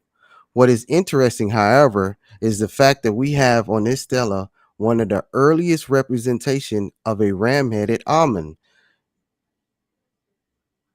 Okay, Wait. I think you went too fast though. not it. Um, No, I didn't. I'm right there. no, I'm saying we got to highlight something. The southern border was where? Go back. At the time of Thutmose the First, the boundary stela was put where? Right here between And where's it? the fourth and fifth cataracts. Wait. Hold up. I got hold that spot. Let me. I gotta show this. I gotta show the map because I want people to know where that is. Does this one have my map? Is my map on here? Let it be. Let it be. Nope. I'm sorry, y'all. I'm not trying to take a lot of time. Okay, give me 1 second. Let me switch. I want to show y'all the map real quick. Remember the map I told everybody to get earlier? Shame on if you didn't get it. Seriously, shame on you if you didn't get it. Okay, not that.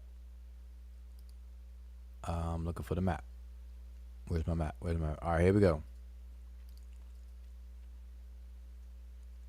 All right, just ignore the circles and stuff. I could use this one. I'm gonna scroll this up. This map. It's moving up. Moving up. We're still in Egypt. Here's the first cataract. I can put my arrow right there. That's the first cataract. There's a place called Wabet and Abu. All right, Elephantine and Aswan is all in that area. You go down. That's the first cataract. Now that's what people normally visualize as the border, southern border of Egypt.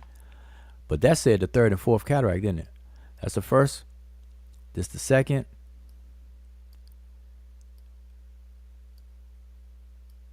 Here's the third, and here's the fourth. Do y'all see that? Y'all see what I see?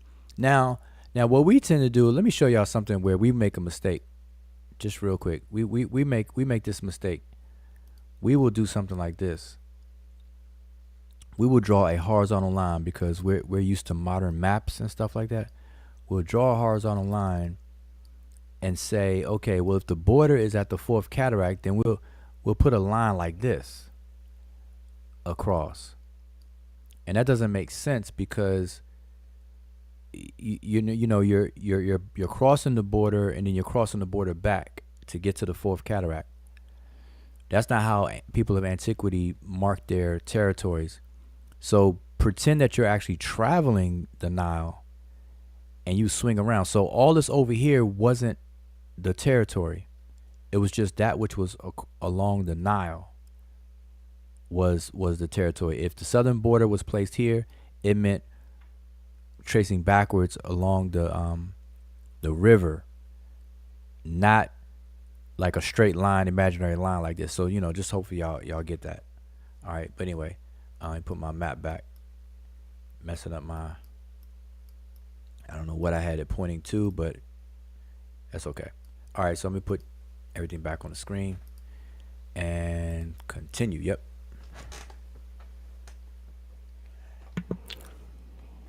All right. Now that's the time of Thutmose the First, y'all. Thutmose the First. Southern borders all the way down there. All right, go ahead. Sorry about that.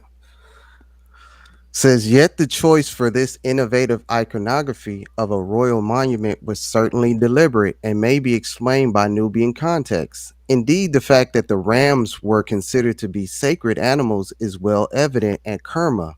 Among other things, it should be stressed that a statue of a ram headed lion, which may be the earliest cryosphinx. We're going to need to look at the uh, what is the that long I got. roadway with Oh, all of oh. the,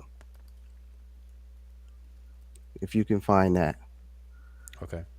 So among other things, it should be stressed that a statue of a ram-headed lion, which may be the earliest cryosphinx found in the whole Nile Valley so far, was discovered in Tumulus K3, certainly a royal funerary monument of a king of Kush. Therefore, among Egyptian iconography, representations to which elements from neighbor African regions may have contributed are the ram-headed Amun and the cryosphinx, destined to destined to become crucial divine iconographies in Egypt itself. All right. If Hold up. anybody remembers the stars, Pause there. I'm gonna pull it up, an image so that everybody can see what it is that you're talking about. And famously known, Taharka, or I believe one of the kings, is in between the pause of that. Let me just switch over so everyone can see that. This here.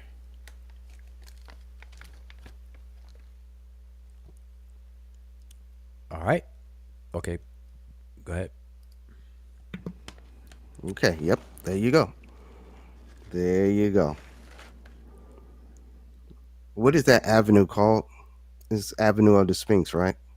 Just Sphinx Avenue, Sphinx Yeah. Street, Yep. Sphinx Boulevard. Yep. All right. So I'm right here. Returning to Haga el Merwar boundary stele. These steles are also associated with two inscriptions mentioning, mentioning the Amun Ra bull of his mother.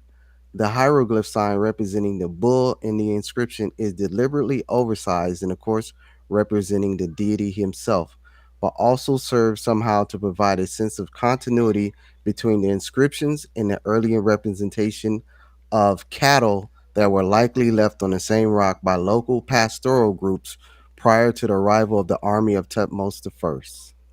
Therefore, in this case, we may detect the deliberate use of symbols referring to Nubian cultural milieu on the Egyptian royal monument.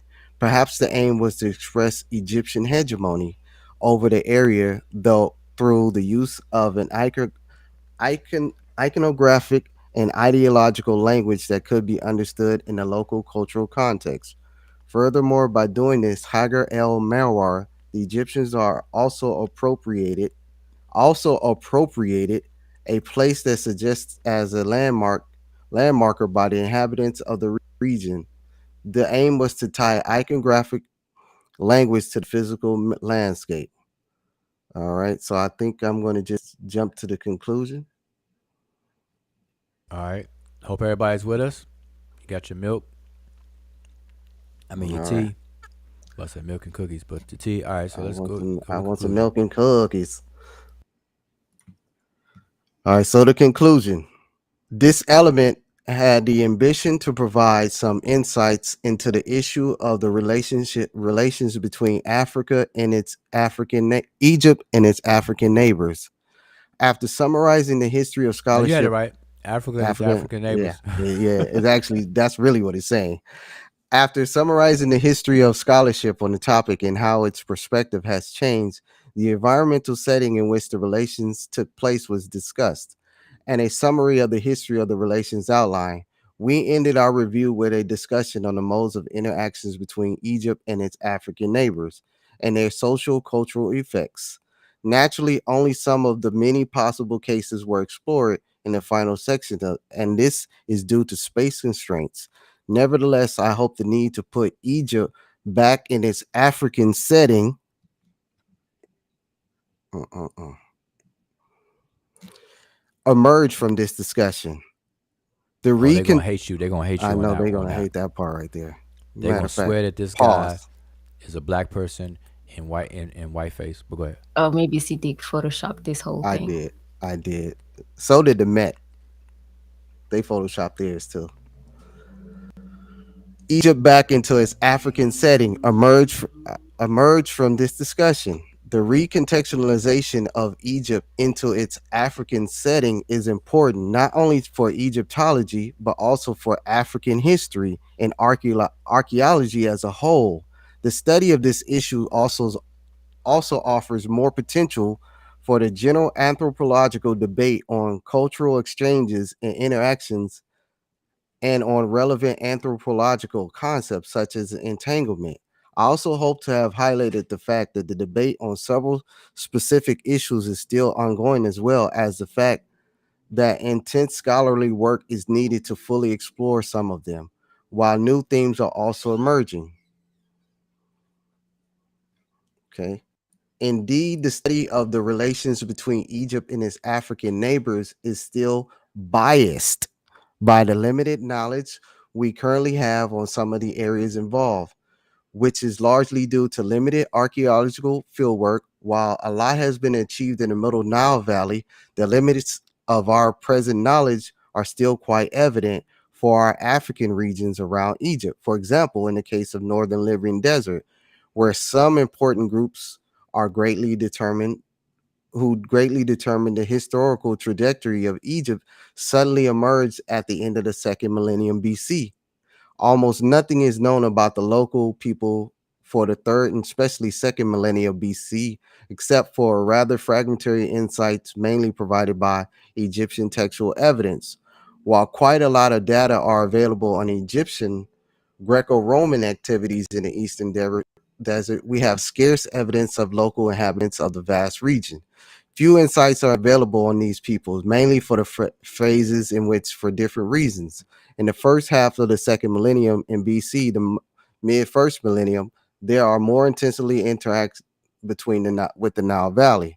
In the case of the inland regions to the west and east of the Nile Valley, scarce exploration are perhaps due to the lack of monumental sites, which are lamentably often regarded as the sole markers of the presence of a highly structured social organization.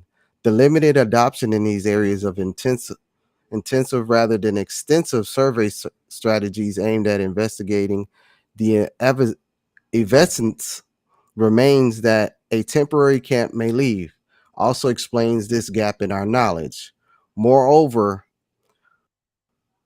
the unconscious prejudice towards areas traditionally inhabited by scarce and nomadic groups of herders survive among the scholars. Nevertheless, it is certainly in those areas that experiments leading to the important innovations took place in the first half of the Holocene, and the groups inhabiting those remote regions may have played a very relevant role in the later phases of history as well. Finally, it should be stressed for the southern fringes of the broad region we are dealing with as well, corresponding to northern Ethiopia and Eritrea. Virtually nothing is known of the local cultures before the first millennium BC. Further research is also needed to fill the gaps of our present knowledge. It is therefore certain in the coming years, as soon as exploration in those areas intensifies, new aspects of the intense relations between Egypt and its African neighbors will emerge. Moreover, similar to cases of other African contexts, distinctive and specific paths to social complexity will perhaps be outlined for those regions. Potentially, these studies may also enrich the scholarly perspective on the origins and trajectories of the Egyptian state itself, as sometimes these appear distinctive and original if compared to the ones of the earliest Near Eastern states. Indeed, it is undeniable that the Egyptian state, society, and culture are traditionally placed within a Near Eastern interpretive framework, but they are unquestionably emerged and developed between the Near East, the Middle Mediterranean, there go their favorite word right there, Mediterranean, and Africa, as as a result of being rooted in the northernmost sector of the valley of Africa's longest river. Indeed, I feel in the near future, a specific issue that could potentially provide new data is that pertaining to the contributions of Egypt's African neighbors to the Egyptian culture and civilization through mutual contact and exchange. For two reasons, I believe that we have only scratched the surface in the field. Firstly, the aforementioned scarce archaeological knowledge of several of the African neighbors of Egypt mean that may have much to uncover on their contributions to the Egyptian culture. Secondly, the ideological, often unconscious prejudice to recognize African contributions to Egyptian culture is an enduring impediment. I think I need to read that again. Secondly, the ideological, often unconscious prejudice to recognize African contribution to Egyptian culture is an enduring impediment. Therefore, if the contribution of Egypt to cultures of its neighbors is certain, cannot be put to discussion. A lot of work remains to be done to identify any African elements that were embedded in Egyptian culture through history. Of course, in the case of both Egypt and its African neighbors, the task is also, I think I done messed up. The task is also to undertake an in depth investigation of the reasons leading to the adoption of foreign elements and new meanings that were awarded to cultural traits across the various contexts. Indeed, if it is evidence that sometimes the origins of cultural traits in Egypt and in its African neighbors were ultimately exogenous, the fact behind the specific selection of the traits. One second. Oh, daddy dudes, I'm gonna keep it finished reading. Just leave it right there. Indeed, if it is evident that sometimes the origin of cultural traits in Egypt and its African neighbors was ultimately exogenous, the factors behind the specific selection of these traits out of all the possible exogenous elements that could be adopted also requires investigation and explanation, as well as their adaptation to the new context. In the years to follow, the investigation of all these challenging issues will certainly greatly enrich our knowledge of ancient Egypt, its African neighbors, and their interactions in their wider African setting. So this was good. I don't know if you're back. Yep, I'm back. Okay, so that was good and got references there. So Here's all the references. If y'all want. that's good. Because it puts things, and obviously you skipped around because it's 100 and some odd pages, Yeah, and we're not reading the whole thing. exactly. There's Um, definitely some parts I wanted to say, but I had to mhm. skip. Well, can you go back to the cover? Just leave it up on the screen for a bit and All right. Yeah. let people. Let me shrink it. Let me know if this is good. Yeah, that's good right there. So you all, this is the cover of this book. It's hot off the press. It is published in 2022 within the last One I think week. yeah, it actually came out a week ago. So it is fully published now. It's a week old. Um, Actually, you can get it on. I saw it on a website. So get it, get it. Go go to Cambridge website, type up the name. It's a free download as of right now, up until March the 23rd. All right, After there you that, you go. must buy the publication. Well, there you Oh, go. okay. There you go. But um, I want to also encourage you all to get this. Let me show you all these books by the same publishing. And if y'all don't know by now, now you're gonna know that certain publishing houses are known for publishing certain types of books. Like you have the novels, the short story books, and some different things that people like to read. They're usually published by the same company that published a certain type of literature. Um, but let me share this one. If I can get this on the screen, I want you all to see other books. Can y'all see that? No, you can't see that yet. Here we go. So look at these books here on Amazon. So the first book is Seeing Perfection: Ancient Egyptian Images Beyond Representation. Elements in Ancient Egypt in Context. This is written by Rune Niord. Another one, Ethnic Identities. This is nice. I have this book. Ethnic Identities in the Land of the Pharaohs, Past and Present Approaches in Egyptology. That is a must have book by Euros Matic. All right. I have that book. Paperback's only $20. Get it. Get it, get it, get it. Egypt and the Desert by John Coleman Darnell. Coffin Commerce: How a Funerary Materiality Formed Ancient Egypt.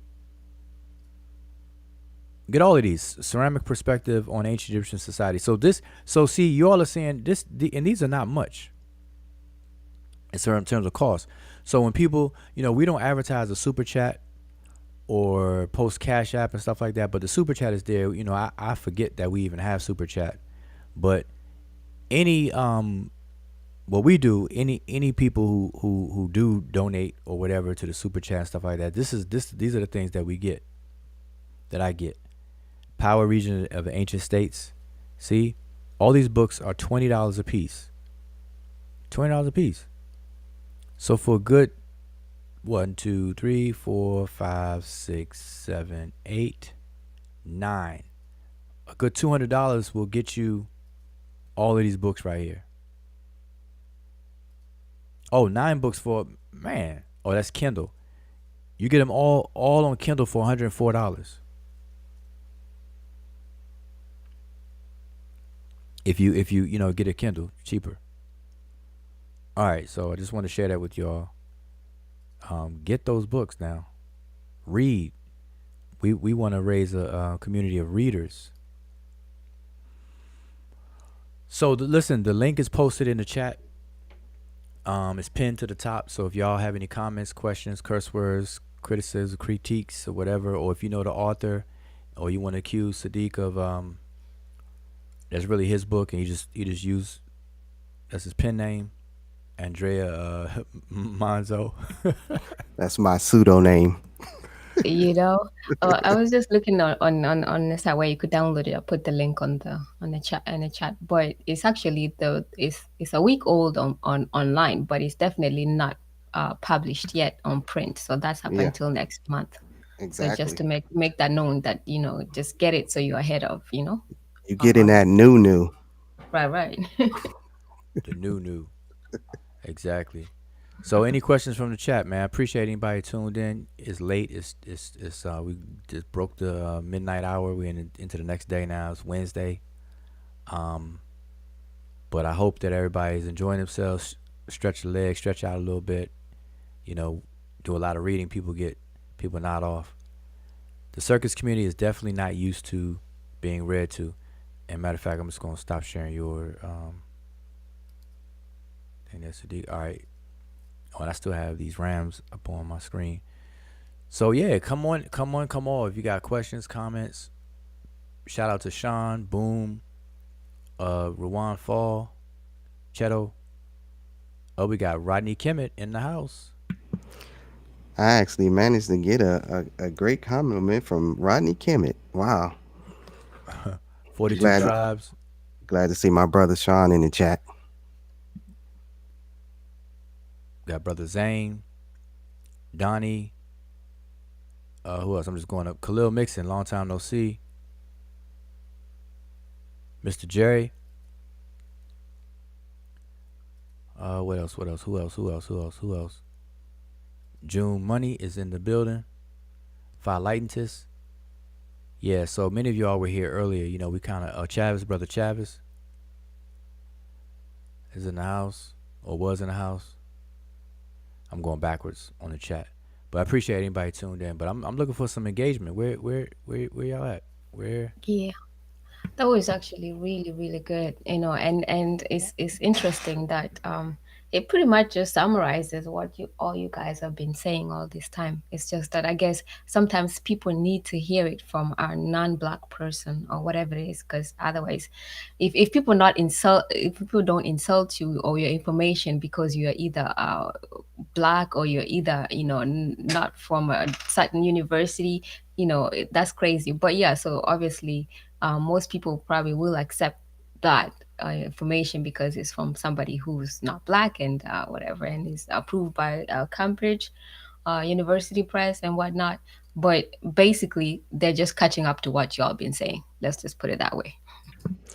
Yeah, that's what I wanted to do. I wanted to present something that backs up everything that people like Wujao, people like Smash, the people like uh, Bobby, they've been saying for many, many years, and everybody want to put it into, oh, you guys are Egyptomaniacs, you guys are trying to be Egyptians. No, I was born in Long Beach, California. Yeah, I'm totally I'm definitely against. not Egyptian. Yeah, I never saw myself as ancient Egyptian. I'm not a present day Egyptian. I'm not an ancient Egyptian. I'm not ancient anything. Um, None of that stuff. So anybody that try to attribute that to me, I just laugh at it. I mean, some things I just don't even address. You know, it's just very really really ridiculous. We got Aziz Fall, Cheto, Ruwan in the building. Um, What give me up? one Hotep. I just want to share this with you all. I want to drive this point home while the fire is hot, right? While the coals are hot. So on the screen, I got that same map, and Emicat put the link to get that map. Everybody gets to get this map. Go to Wikipedia to download this map because I use it all the time. I've been using it for years. I mean, I use it so much that some people call it the Wujao map, but I didn't create it. Um, but get it because whenever we talk about places and we need to know where we are and stuff, use this map. Um, but I want to make a point while I have it up. So the red sphere represents a a region that we now call Nubia. And let me put it to where it's supposed to be. It's supposed to be roughly right here. And move this map up. Roughly right about here. And I can actually bring this down a bit. Okay. Now, when I do this oval, this is a nice neat oval, but really the way that you really calculate this is along the Nile. So I just don't feel like curving, making a curved line going all the way around the Nile or whatever the case is. But this general area right here is Nubia. And Where's the second cataract? I got my Nahisi right here. Okay. Now, what this represents is the southern Egyptian border moved depending on what time period you're dealing with. It moved from the first cataract, which is where this arrow is here. Cataract, which is where this Okay, arrow is here. Mr. Dre, Cataract. welcome, but you're gonna have to mute your YouTube side. I got you. Okay, appreciate it. Where was I? Okay, so the first cataract is right here where this top red arrow is, and the second cataract is roughly where this arrow is. So the Egyptian border fluctuated between these two cataracts, and then at the time of Thutmose the First, as we just read, it went all the way down to the third and fourth cataract, which is off the map down below. But my point here is that this is the area that's generally called Nubia. But I want you to notice that it's just a region, and it overlaps present day southern Egypt and present day northern Sudan. So anybody who lived in this area would be called a Nubian by region, no different than we call people Middle Easterners who live in the region of Middle East. But there's no country called Middle East. But Iraq is in the Middle East, so all of Iraqis are also Middle Easterners. People who live in Iran, Kuwait, they're Middle Easterners. So likewise, so technically, there are Nubians who are Egyptians if they're on this side of the border, and there are Nubians who are Nahisiu if they're on this side of the border, with Nubian being a modern label. All right. Now, when it comes to pre-dynastic Egypt, so before Egypt existed, the people who lived in this area. So remember, there's no borders, no nothing, because Egypt does not exist. All right, there's no political entity, no political borders, or nothing from nothing. You just have local communities that are settled along the Nile doing their thing. This is in pre-Egypt times.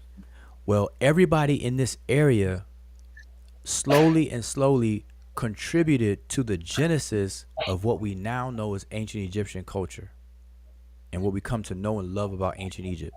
It is this area that is the mother of ancient Egypt. That's why it is said that Nubia is the mother of Egypt. It doesn't mean that Nubia meaning only these people down here created Egypt. No, it's this region of people. And they were mixed in terms of their distinction. They were distinct groups of people. They had a lot of similarities, but they has distinctions that was respected as well. They came together, and slowly what emerged out of that was the genesis of ancient Egyptian culture. Primarily the administrative, orderly structure of it, and all of its icons, symbolisms, and things like that. Okay, this is the Genesis area. And what they did was they started trekking north. They took their ideologies and everything and started to move north, which is a natural flow because it's going downstream. They were going downstream. One physical barrier that caused some people to be left behind and not part of that unifying movement was the cataracts. The cataracts and people just not agreeing are two factors that left people to stay where they were in terms of the movement of this unification process bubbling up. So as they moved north, the people down here who didn't trek with that movement stayed. And over time, these people formed contemporary monarchies and local situations and things, and they started to have state formation of their own. But as this moves up, you have the formation of a state that we now call ancient Egypt. And that's what happened. And so in this area, what supports what I'm saying is all of the material culture, the archaeological materials that have been excavated and found in this area. One particular area is Kustul, which will be down in this area. It is actually somewhere near the Second Cataract. It's not written on this map, but if it were, it would be somewhere down here. Kustul, if you look it up, Kustul is famously known for its Kustul incense burner, where you see an Egyptian king with the hedged white crown. He's enthroned, and so on and so forth. Also in Kustul, you will know the Siali,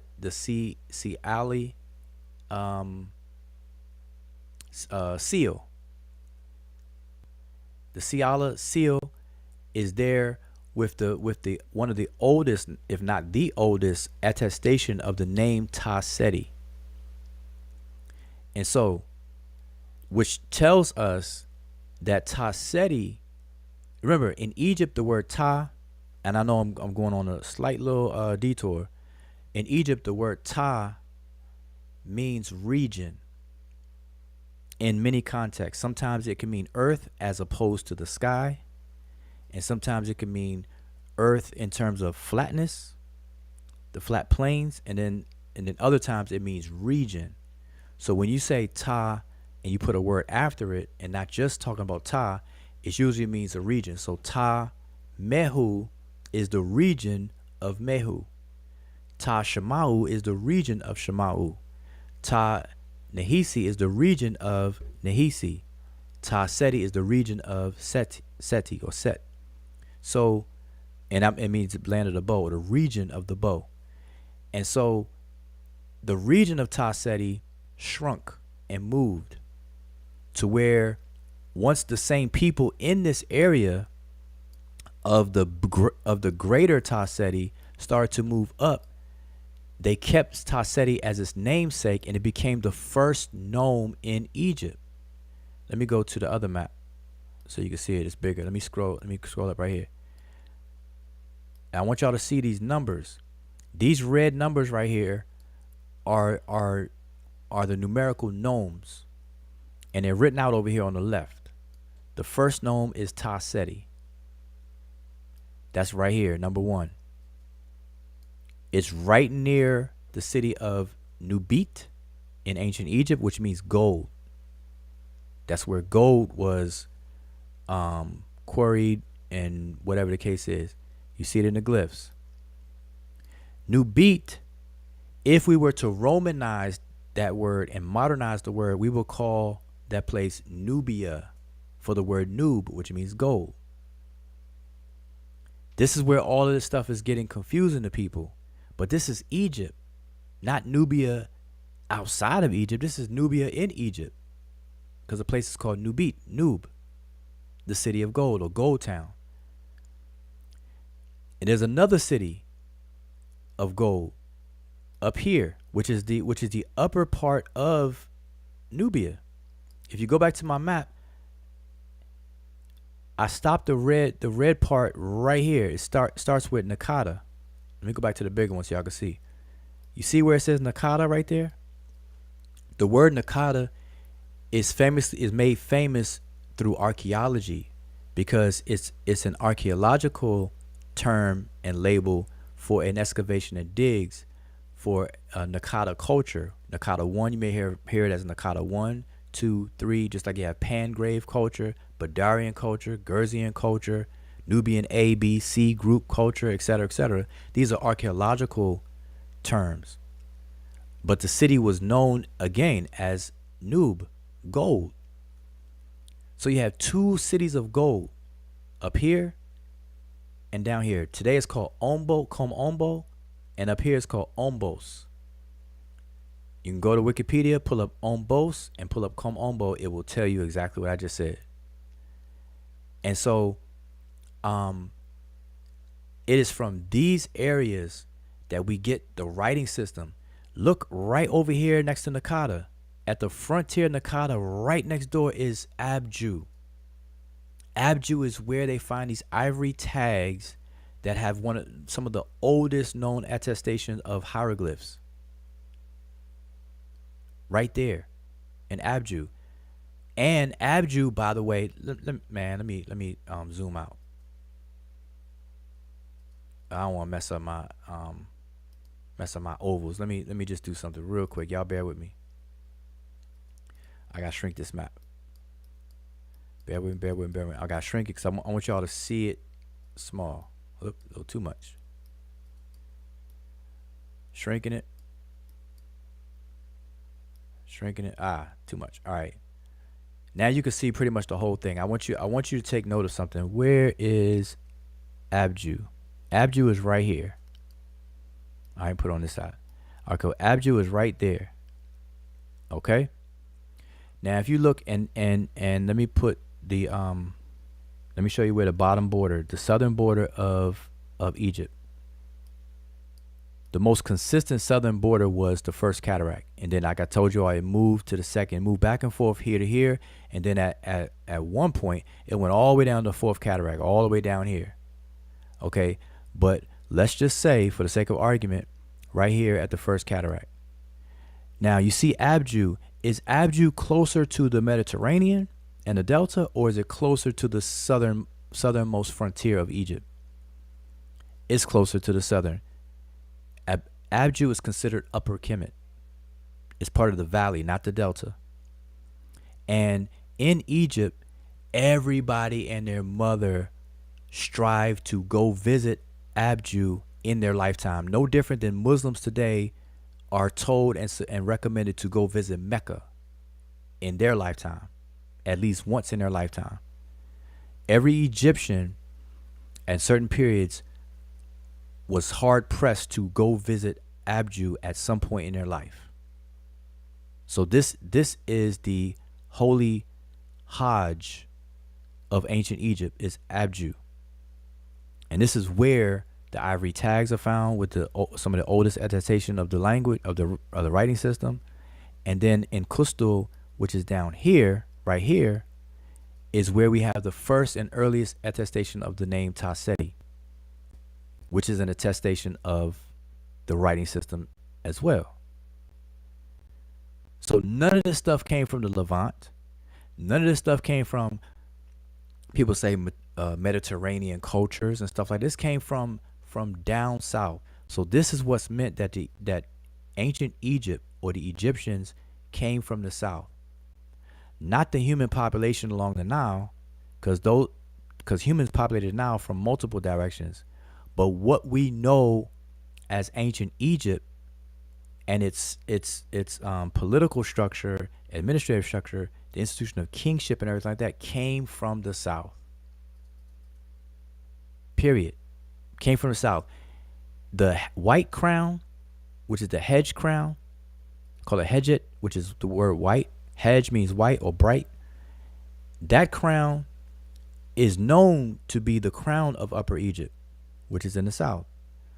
The Desheret crown, which is the red crown, became known as the Lower Egyptian crown, but it actually is the earliest attestation of it is in the south. It's in the south. All right, and in fact, I'm gonna pull it up and show you a picture of it, and you're gonna see it on quote unquote Nubian pottery. It's a red crown on Nubian pottery, known to be done in the south. Blacktop pottery. Redware or blackware, I forget what they call it. All right. And it was found down here in the south. It was found not as far as Kustul, but it was found down here in the south. But it became emblematic for the Delta. It became emblematic for up here. And so what it was at all times, let me switch back to this map. Y'all got to realize that the original pre-Kemet, pre-Egypt, there in pre-Egypt or pre-dynastic times, there was an upper and lower, not in the sense of terrain and geography at the time, but there was a dichotomy already in place pre-Egypt. And so when that dichotomy down here unified, it simply moved northward downstream. And so the upper portion of pre-Egypt's upper portion of this region was represented by the red crown. The southern portion of this region was represented by the white crown. So collectively, it just moved up, up, up, up to where the white crown kept representing the southernmost portion, and the red crown kept representing the northernmost region. Today, we simply call it Upper Egypt and Lower Egypt. It's just that simple. And if y'all can't get it from where I'm explaining it right now, then listen, y'all help me out. How you want it served up? Do I gotta I gotta put it in baby food jar? I gotta blend it, make a smoothie out of it? Like what? Because I'm tired of people arguing over this stuff, and they don't really know much, if anything, about these things. Anyway, I just wanted to break that down. And then one more thing I want to break down. If y'all bear with me, I want to break down one more thing to you all about this color thing that keep popping up. These colors and how people look. I want to show you what people are doing. And let's see, which one am I on? Let's see, is this? Okay, yeah, here you go. So here's the question. What defines a people? Now, don't rush to answer that question, because you're going to trap yourself. But just think about it. What defines a people? Not a person, but what defines a collective group of people? Is it how they look? Is it,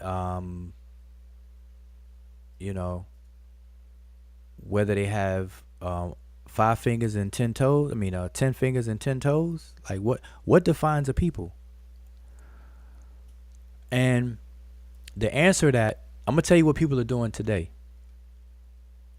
The way we're defining people today in these conversations is this way.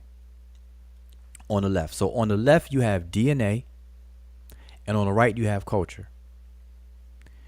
The way that most people are defining people today is bringing up DNA in the conversation.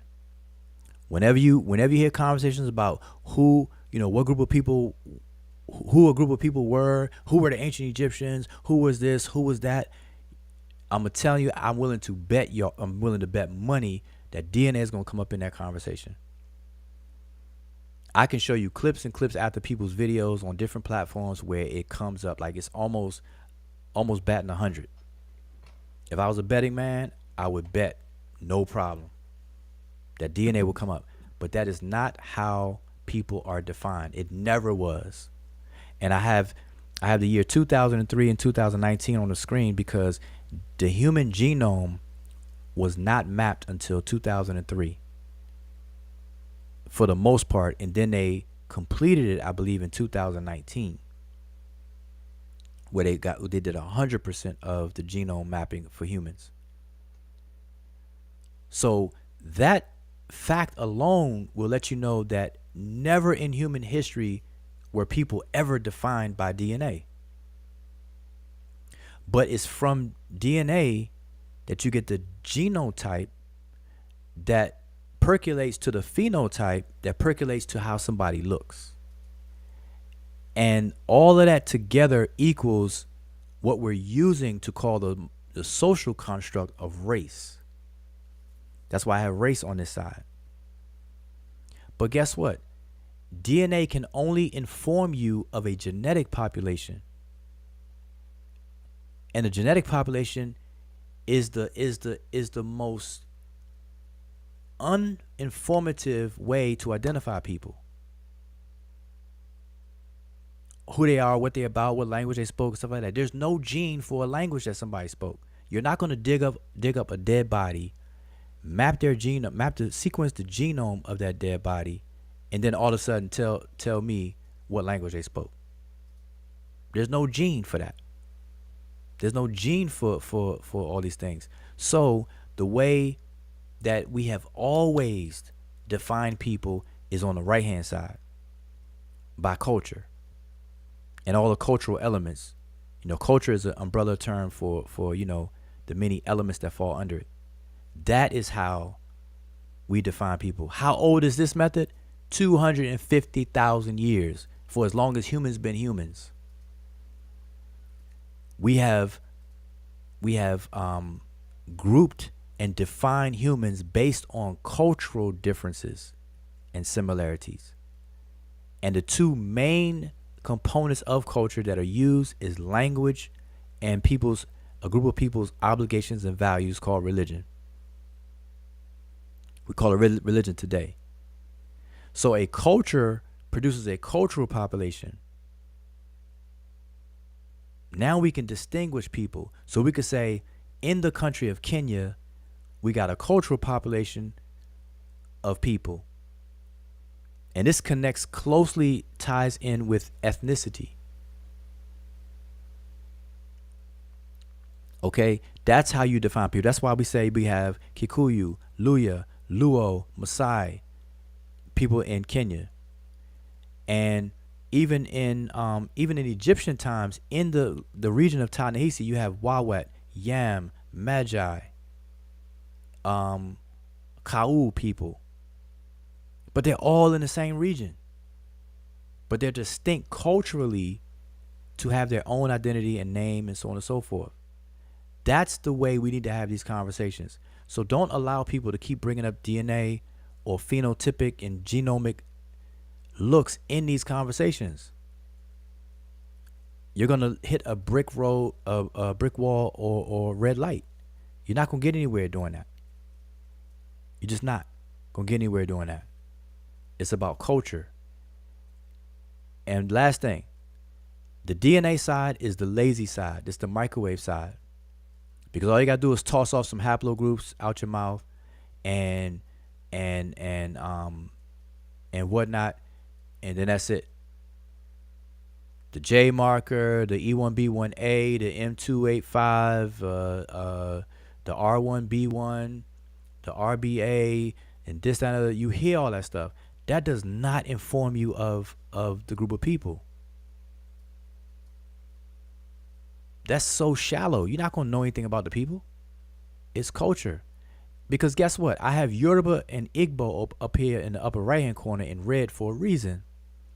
Because Yoruba and Igbo are part of the same genetic population, but they are distinct from one another culturally. So if we just relied on genetics, we would see them as the same and totally miss the boat. But if we define people properly, like how we always did and should continue to do culturally, now we can respect Igbo for Igbo and Yoruba people for Yoruba. They speak the language a certain way and the whole nine. All right? That's what we have to do. Same thing with Egypt. So this whole black and white, not black, or super Sahara versus sub-Sahara Egypt and this, that, and the third is for the birds. And I call it's a retarded topic. Zombie topic, because it never dies, and it's retarded because it slows down the progress. And anyway, I just wanted to get that off my chest so people can understand that all of this is just a waste of time. It really is. That's why I don't get involved with those conversations. I'm hearing the conversations, and I'm trying to use what I'm hearing to get people on the right track. If it wasn't for that, I wouldn't even be bothered with that because whenever somebody bring up color, I go the other way. I'm like, man, you are so 1800s. Like, get out of here with that. Tell me about the culture. Tell me about the genius of the people. Why are you so focused on the skin color? And plus, what trips me out is that the Egyptians visibly represented themselves in a caricature standard. Every Egyptian didn't look like how you see them on the wall. And the women are yellow and the men are reddish brown. So you mean all women are yellow? Like all women in Egypt were red bones? I mean, it's real silly. I mean, from the outside looking in, I mean, we people look like children, intellectual children doing that. For real. like little toddlers playing on the playground. So we got to stop all these games and stop all of this stuff. And if whether you agree with me or not, um, or you don't like what I'm saying or not, I'm gonna tell you one thing. If you have a conversation with me and we go point for point, you will not be able to refute what I'm saying. On God and them. As they say, on God and them. On God. You're not gonna be able to refute what I'm saying. I guarantee you that. So we gotta get past the feel good. All right, I'm sorry, but go ahead. I mean, we got brother Aziz, we got Mr. Jerry. So I don't want to hog the mic. I'm over here hogging it too much. Can I say this right quick? Yeah. You were going in. I read the whole book, and DNA was not mentioned not one time. See, there you go. Hmm. It don't real see cultural anthropology. See genetics, genetic biogenetics and stuff is a very now. Hold on, let me make sure I'm very clear. Biogenetics is a very very important discipline. So I don't want to make it sound like I'm downplaying the discipline. The study of genetic things, evolution, how organisms evolve. Man, that's a very important subject and everything, and it does inform us of a whole lot of stuff. It just doesn't. It's not the right tool for this conversation, though. That's the point. Just like all the brothers out there, if you got a tool chest, you got some important tools in your chest, but you're not gonna whip out your $400 screw gun that battery lasts for 3 years, never recharge in 3 years type of thing. Or let me put it different. You're not gonna whip out your air gun to screw a screw a what do you call it? The cover on a light switch. You're gonna use your air gun, your compressor that shoots air. You're gonna use that for heavy duty screws, like changing your car tire. That that compressor gun to go vroom, vroom, get your tires changed. Vroom, vroom. You're not gonna use that to screw a little thing on for a light cover. That's the wrong tool to use, right? Well, that's what people are doing with the DNA. They're reaching in the toolbox, grabbing the wrong tool for the job. But it's like a new tool. You know how like when you have a new toy and you play with it too much, you abuse it and all that. So because DNA is a new thing, and that's how you can tell it's a new thing that we just crept upon. So everybody's just using it for everything. Right. And that's the wrong tool.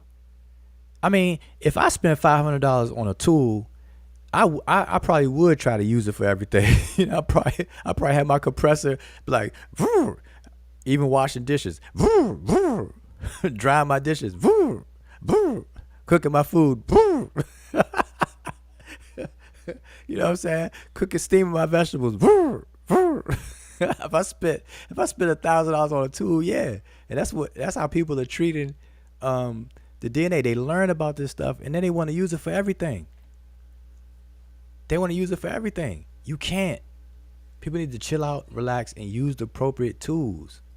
We are here reading the session. Somebody be like, okay, column 1, E1, B1. Yeah. So listen, y'all. We got to keep it real. And listen, I mean, I know some of the things I say. People, I know for a fact. Maybe not many of you in the chat, and tune in, but I know I post stuff on Facebook and stuff. I know that it's challenging for some people. And I know, kind of rubs people the wrong way of what I say, but I'm not disrespectful or any of that. I just speak on issues, right? And some of these issues, it forces people out of their comfort zone. And listen, side note, I'm going to have a conversation about ancestral veneration that I know is going to rub people a little bit, the wrong way. I don't mean to do that intentionally, but the conversation that I would like to have is going to be challenging for some people to have because of tradition and then what's really real behind it, certain things. Just like this, stuff, the colorism.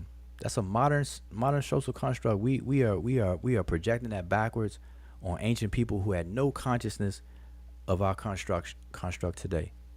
They had eyes, of course. They saw people that looked different from one another and stuff like that.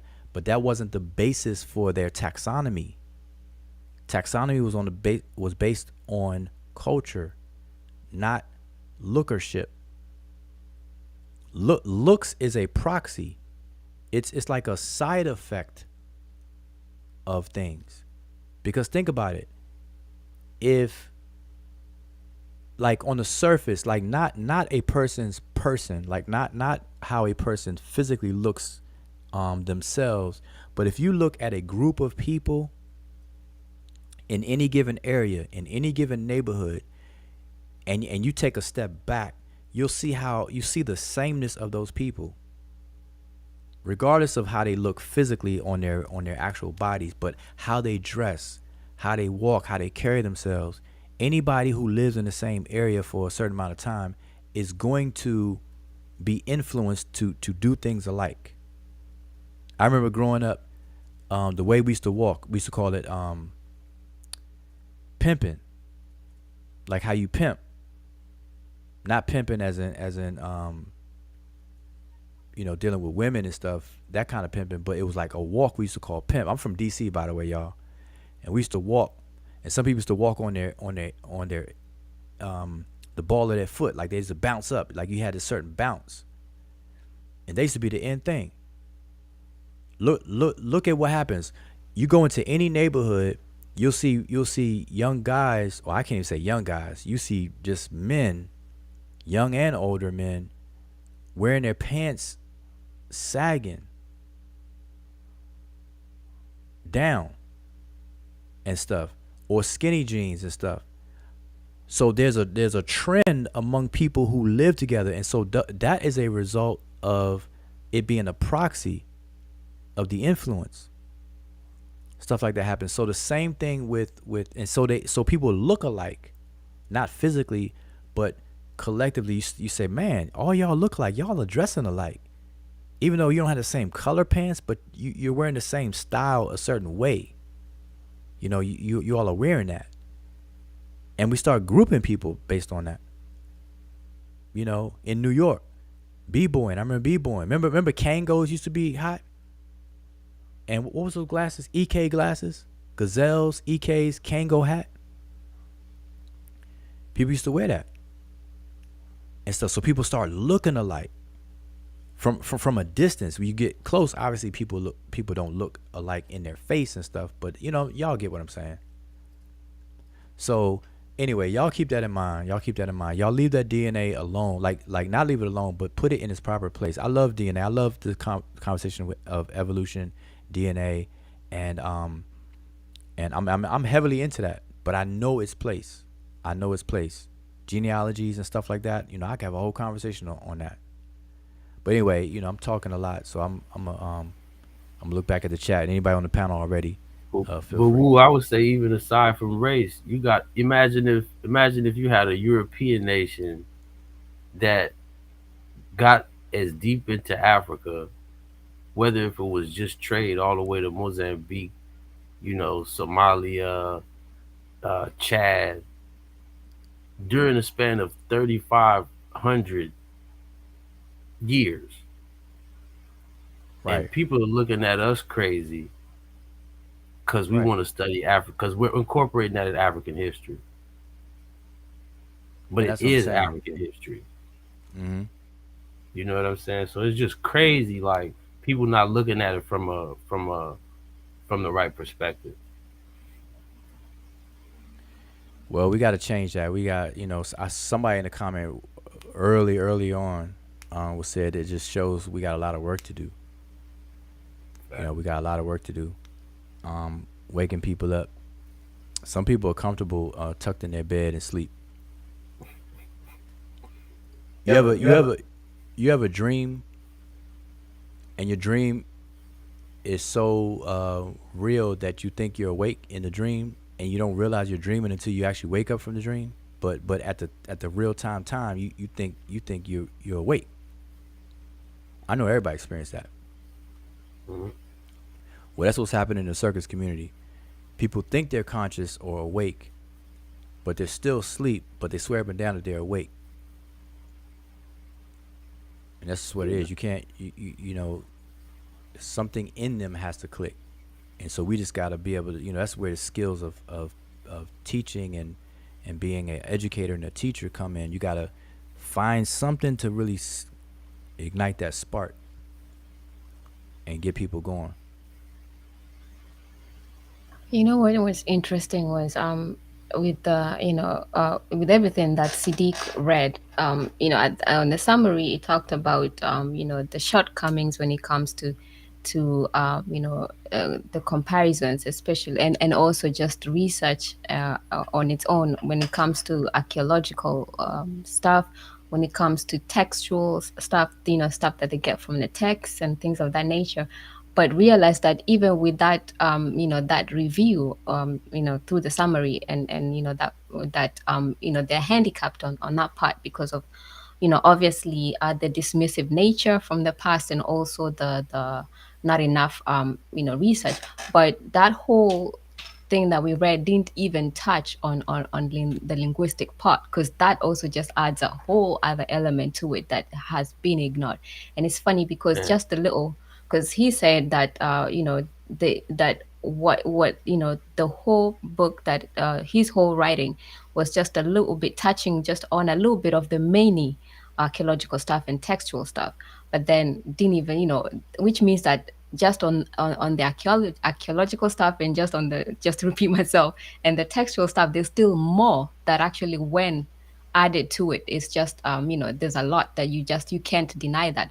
But imagine putting linguistics into it as well. mm, The nature of what we are really talking about, that we are doing those work, and other people haven't done that work. But we obviously, it's good that as a scholar you have to be honest, and that was honest scholarship on talking about that part. But people have to just keep in the mind that linguistics wasn't even added to all those comparisons that we were reading. no, it's crazy, and it almost feels like it would be too much. I imagine that if I was an Egyptologist, like on salary, getting paid to teach this stuff. You know what I mean? I'm teaching this stuff, but I know that it's not 100% accurate. You know, like that's got to be embarrassing for a lot of people. You know what I mean? So I think they're gonna take it piece by piece, and you see places like the Met, really changing their stance. I know they're looking at what's happening, in this world and anticipating what's coming.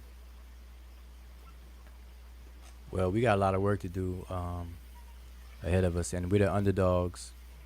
And I learned it was a tough pill for me to swallow because I was really really, when when you're learning something, you want others around you to be just as excited as you are, and see the things that you see and this and that. So you share. So you go through this period of almost proselytizing.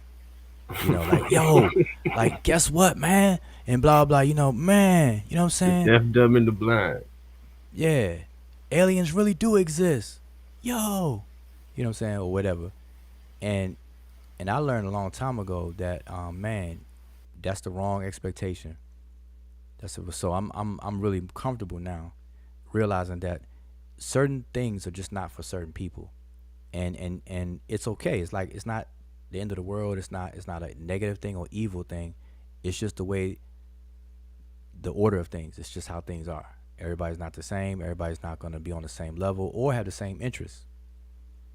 You just hope that people can be in harmony, and and inter exchange without blocking and hindering.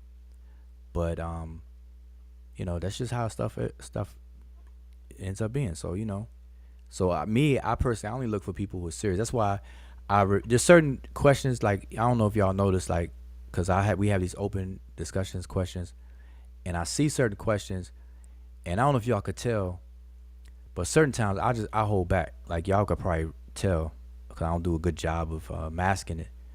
But on certain questions, I could really talk a long time on it, but I don't because in order to fully answer it, you gotta have prerequisites. So you gotta say a lot of things leading up to the answer. And people want that microwave answer. They just like yes or no. I just asked you a yes or no question. Be like, brother, man, it's not a yes or no answer. I need to build you up to it so you can understand if I say yes or understand if I say no in the first place. And that's what people gotta understand. And we don't have enough of that. But I'm looking for people who are serious who are willing to ride that out and build up the knowledge.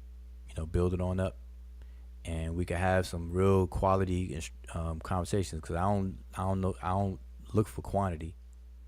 Because I already know. I seen people's channels. They get 1,500 people. They go live. As soon as they hit the live button, bloop, 1,500 people watching, and got a lot of subscribers and stuff. But I just like the quality. I just like quality, and we could march forward together, learn together, scrutinize together, and make the best move. It's not about who is right. It's about what's right. I don't care who says it, as long as it's right. Right. You know what I mean? That's it. I don't have to be the first or the only one to say it or gotcha moments. Nah, shoot, surprise me. Correct me if I'm wrong. Keep me in check. Keep me humble. You know. Speaking of Africa in this Egyptian context, I got another one of them short videos I could probably share. Okay. What music on there? Cause I'm gonna make sure, boy. I don't want no strikes. You Oh got yeah, music in the you're right. background. You're right. There is music in the background though. But can you play it muted and then you just comment, give commentary while it's playing? I could probably do that. Yeah. Let me see if I could. All right, we'll get it ready Upload. and mute that bad boy. Yeah. Cause see, I'm not too familiar with these channel restrictions and stuff like that. So I'm just playing cautious. I seen people's channels get was it YouTube jail and people getting strikes Strikes. and talking about strikes. Yeah, we don't have no strikes. I don't want no strikes. I don't want no problems. I don't want no problems with YouTube police, with the Google police. Mr. Jerry, what's going on? What you got for us? Oh, what's going on, brother? Not much, man. What you got for I us? don't got much. I'm just listening in today and kind of getting a feel for things. I kind of stumbled upon a channel not too long ago. You know, I've been studying the Medew for like a year now.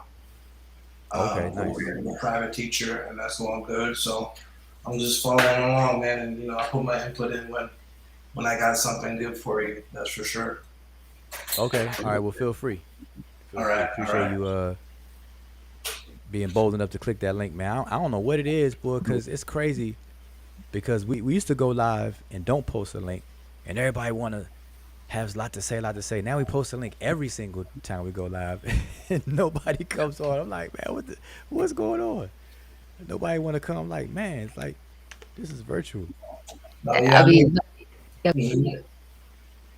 I was just gonna say I know we have a lot of work to do in general because if you look at historically, it seems like all this colorization and all this, the DNA studies and trying to prove the race of the ancient Egyptians and all that stuff all relates back to the Egyptomania that happened in like the early 1800s.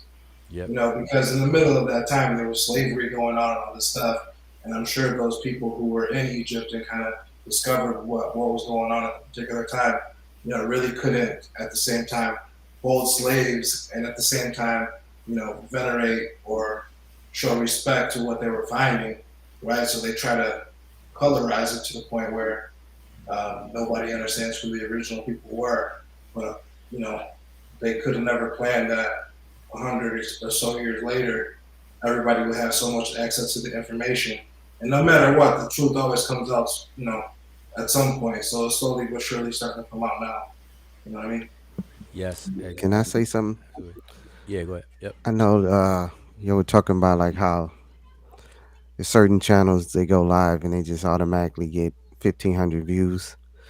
and some real channels. I know like the amount of material that Sean be dropping is like Mm-hmm. it's crazy that what I mean. You there's so many more people that need to see that information that Sean be dropping. Sean come to the you click on his videos, and all you gotta do is uh click the down arrow.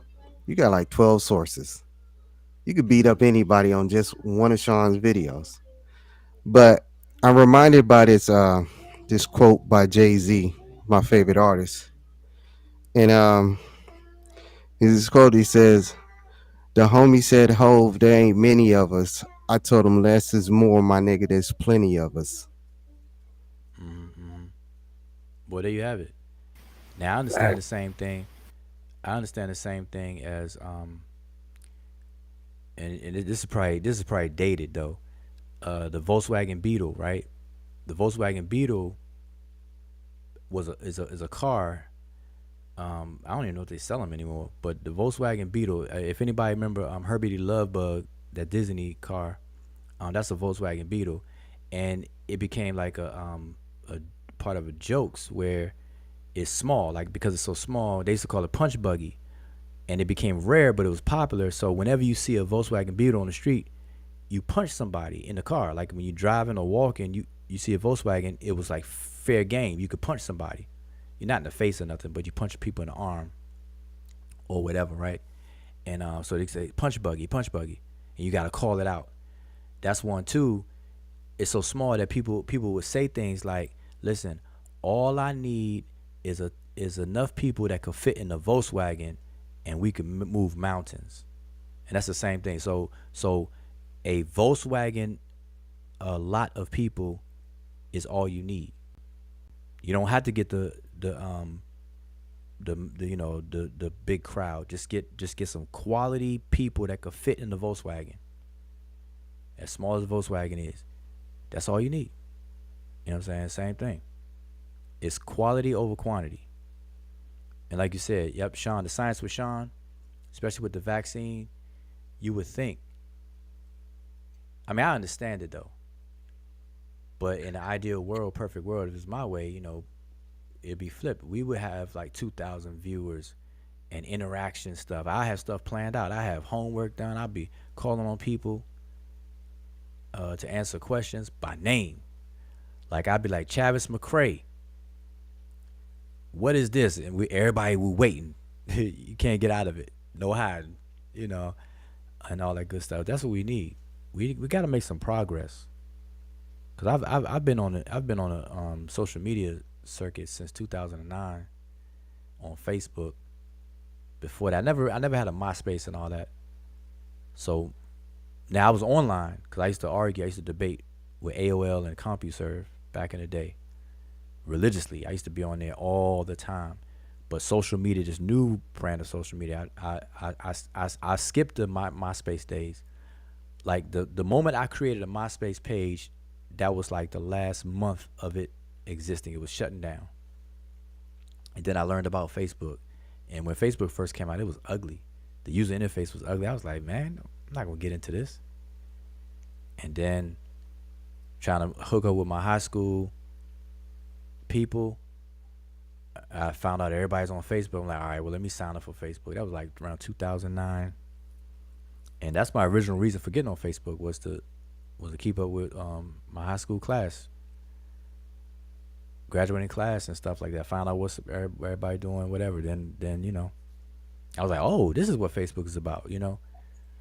Yeah, Um, back then it was more like, yeah, college students just on it, and basically if you got in back then, I think that would have been one of the main reasons, because then you had the networks, instead of groups and whatnot, and you just mingled with other college students.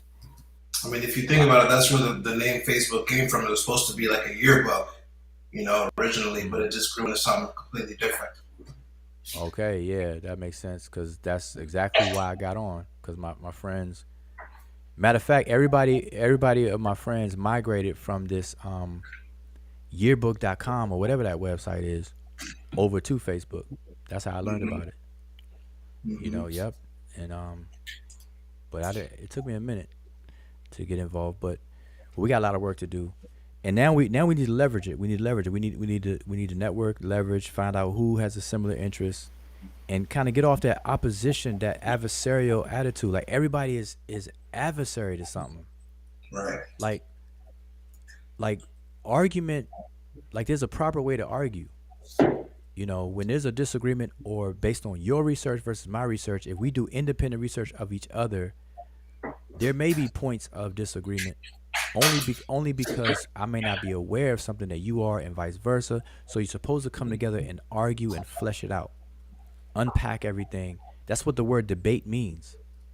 Debate means to hammer something down, split its guts, to beat something down.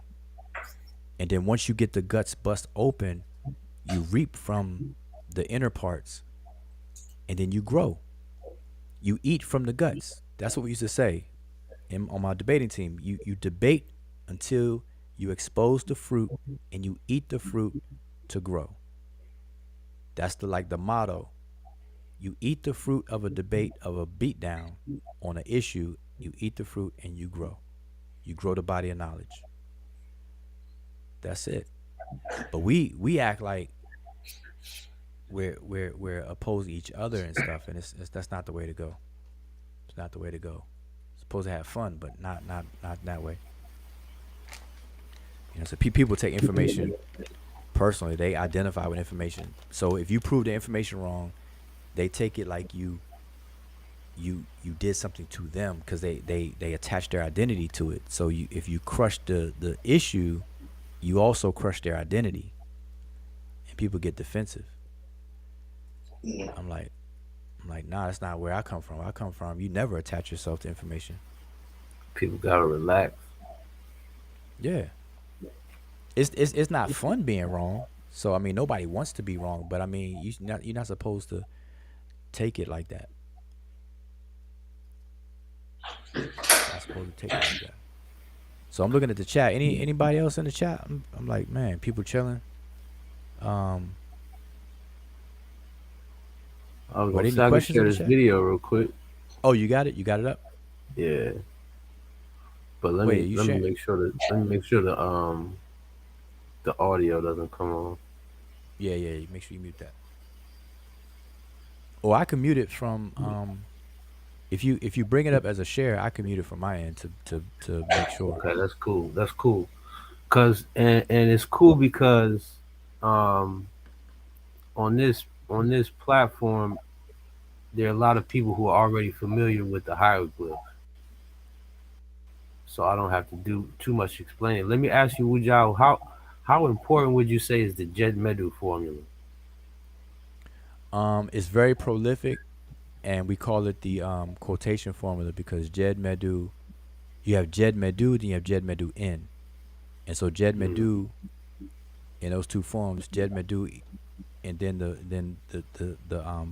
the quote starts, and then the name comes after, or you have Jed Medu in, then the person's name, and then the quote.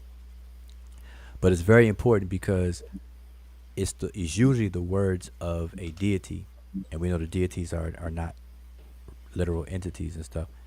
But let me see. I don't think I can mute it from my end like I thought I could. Let me just put this up. And I nope, got you're the gonna have to. sound off in mine, Okay, yeah, as long as you got the sound off. All right, cool. but So you, you y'all can see the screen. yeah, yep, Okay. it's Um. big. All right. So So the Jet Medu formula. we'll listen to your commentary. All right. So we all know about the Jet Medu formula more or less. Um, Either way, Wujao Khan explained it here, but there's a popular folk tale in the Senegambia, which is not really just a folk tale.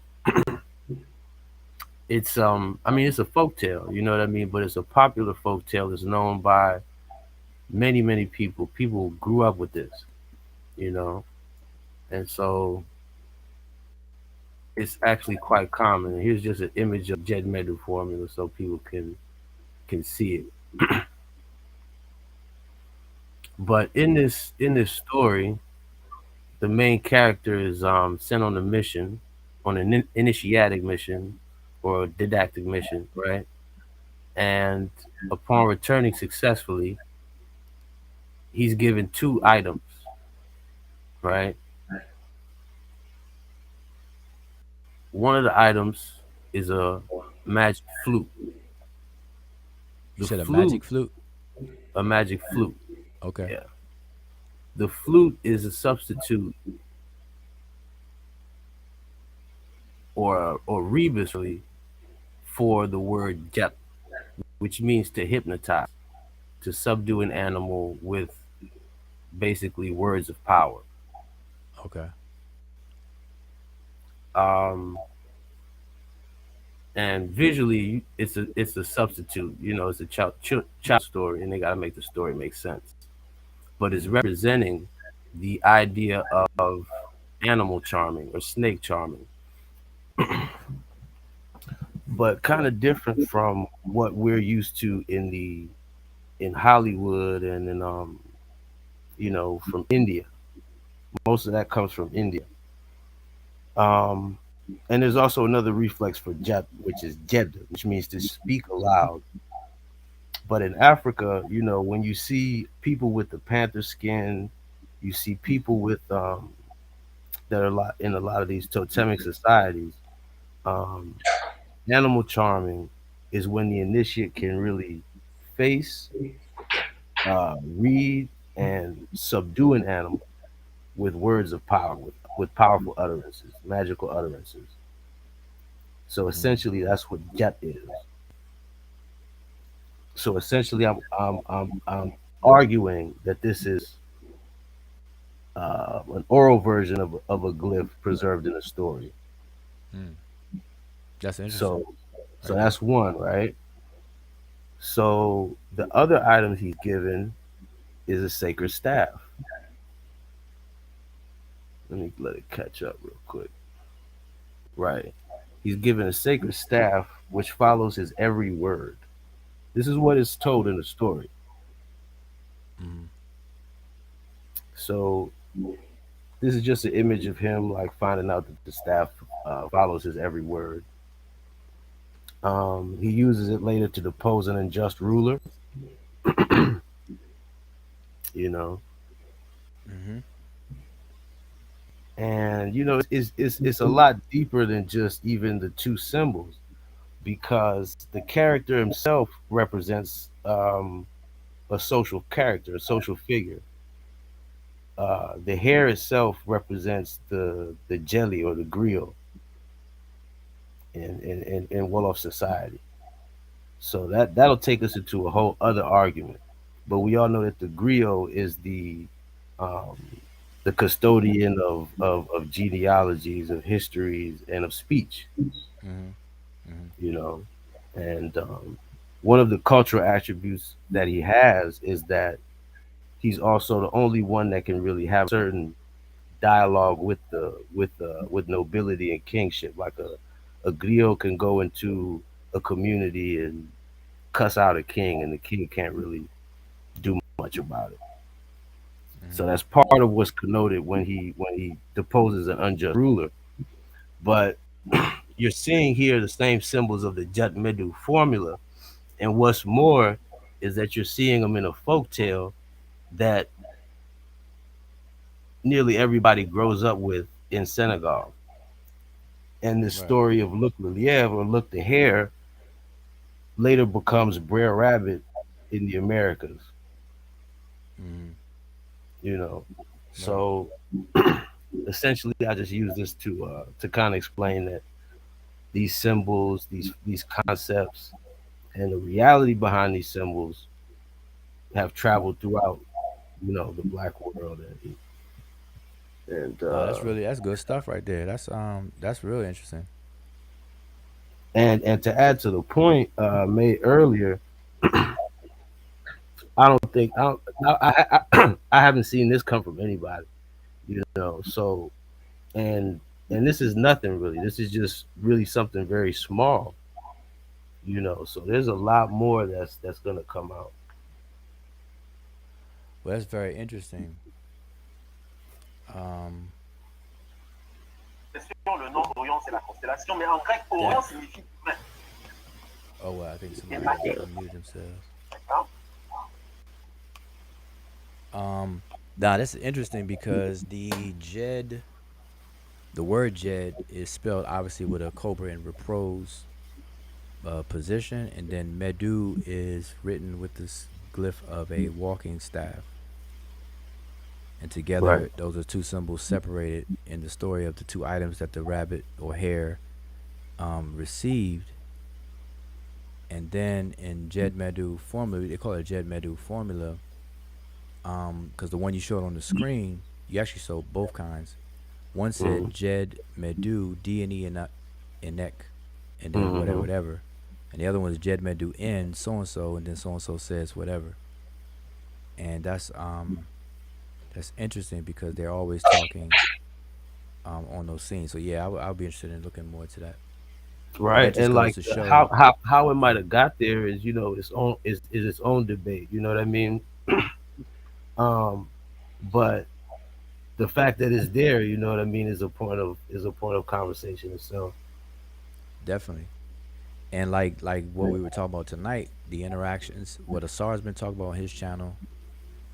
And listen, if y'all listening, whoever's subscribed to the Seshu channel and vice versa, make sure you subscribe to Asari Motep's channel. Make sure you subscribe to Smash Rockwell channel and everybody else channel that is. I mean, I mentioned these three channels because we kind of talk about the same stuff, but it doesn't limit it to good quality information on channels. Period. But like if you want to juggle between channels on the type of topics though, that would be this channel, Asar's channel, and Smash Rockwell's channel because we tend to volley off of the same topics. You got Science with Sean, Mosi Warriors, and other channels that that deal with quality information, but it may not like a relay race. It doesn't. It may not be on the same exact topic, but it'd be good topics though. Okay, so just want to tell everybody, make sure you all subscribe to all these channels.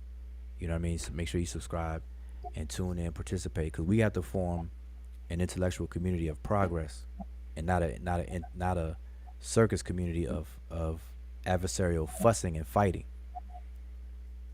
That's the difference. But I want to share something too. Um, and I'm sharing this because I want people to really appreciate the tombs in the Valley of the Kings. And I muted the audio. I'm just going to share my screen with this video. This is the tomb of Ramses the fifth and sixth, and I'm only going to show a little bit of it. I just want you to see the beauty of the tomb and the size. And I believe Ramses the third tomb. This is not Ramses the third I'm about to show, but Ramses the third tomb and Seti the first, their tombs. I think Ramses the third is one of the longest tombs, if I'm not mistaken, in the Valley of Kings or period. But anyway, I'm gonna play this. I want y'all to see this.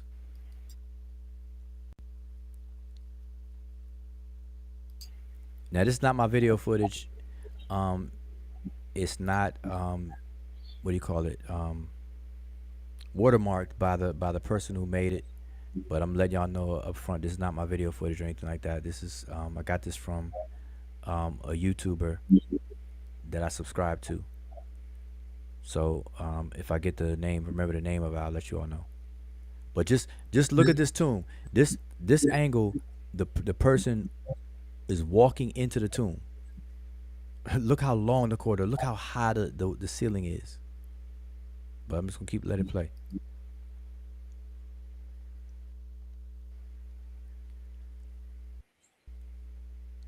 Look at that.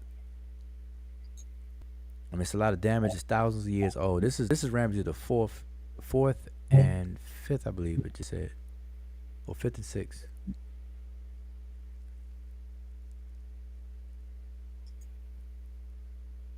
Y'all see all that? You see all the Shinu? Look at that. All the Shinu, all the cartouches and everything. Now hold on, I'm gonna pause it. If I could pause it real quick, bam. Okay, right there is a gate or a doorway. And I should have paused a little earlier. Oh, let me see if it was gonna show it. Nah, he gonna pass right by it. I don't feel like rewinding it, but right on the left wall right there is a gate guarded by a serpent, a doorway. And this is usually it's gonna begin one of the underworld texts or quote unquote the netherworld texts. All right, whether the book of Gates, the Amduat, book of Caverns, book of Earth, and litany of Ra, and all that stuff. And I believe you're gonna see the litany of Ra. So let's keep going.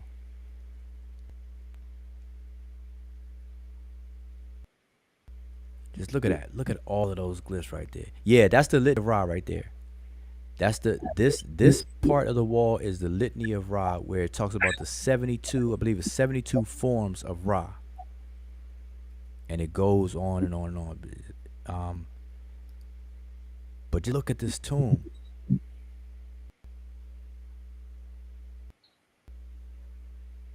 Look at the ceiling.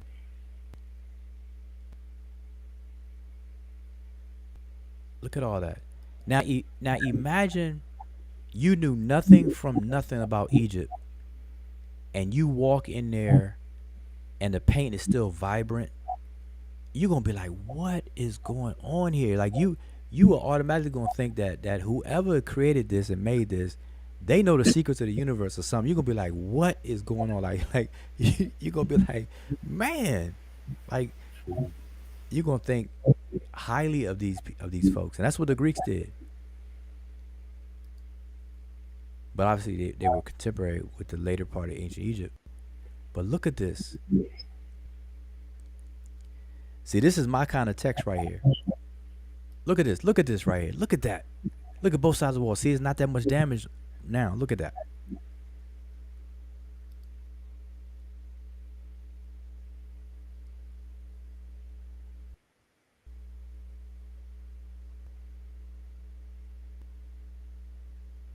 Man, look at that, boy. I'm telling you, if you're not impressed by that, then you're in the wrong place.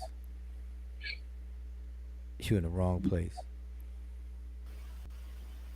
I just imagine the type of discipline that was required, to like people look at these drawings and think like they could replicate that. Like, nah, bro. Like Right. that And the that precision. took that took a certain level of initiation and perfection that you can't just get this right. You can't put something to the left where it's supposed to be right. Not to say that there weren't mistakes, but Right. Now they had a nice system, man. Trust me, that scribal system was no joke. But look at that. You got alligators or crocodiles on one side of the female figure, and then deities upside down going into an embrace glyph. And at the top of it, you have Keper, and then a ram. And all these things mean stuff, and mean things that I would love to get into once people get some foundation up under their belt. This is the kind of conversations that I'm looking forward to have. Yeah, Cause this one, go ahead. I'm sorry. I was saying this requires a lot of focus, a lot of planning, obviously, because like Senazi says, it's not like they didn't have mistake, but what we do know was that there was not enough room for mistakes. Like you made very small mistakes. You can't be the kind of person that just does stuff haywire. It is the whole thing of measuring twice, cutting once. Because once you do it, and you have to plan ahead of time what is going to be where, how the text will flow. You have so much room for just the text, and then for the other vignettes and all that kind of stuff. So there's a lot of master planning. And you see the epiphallic figure there behind the snake up in the corner, left corner. Likely to be Atum.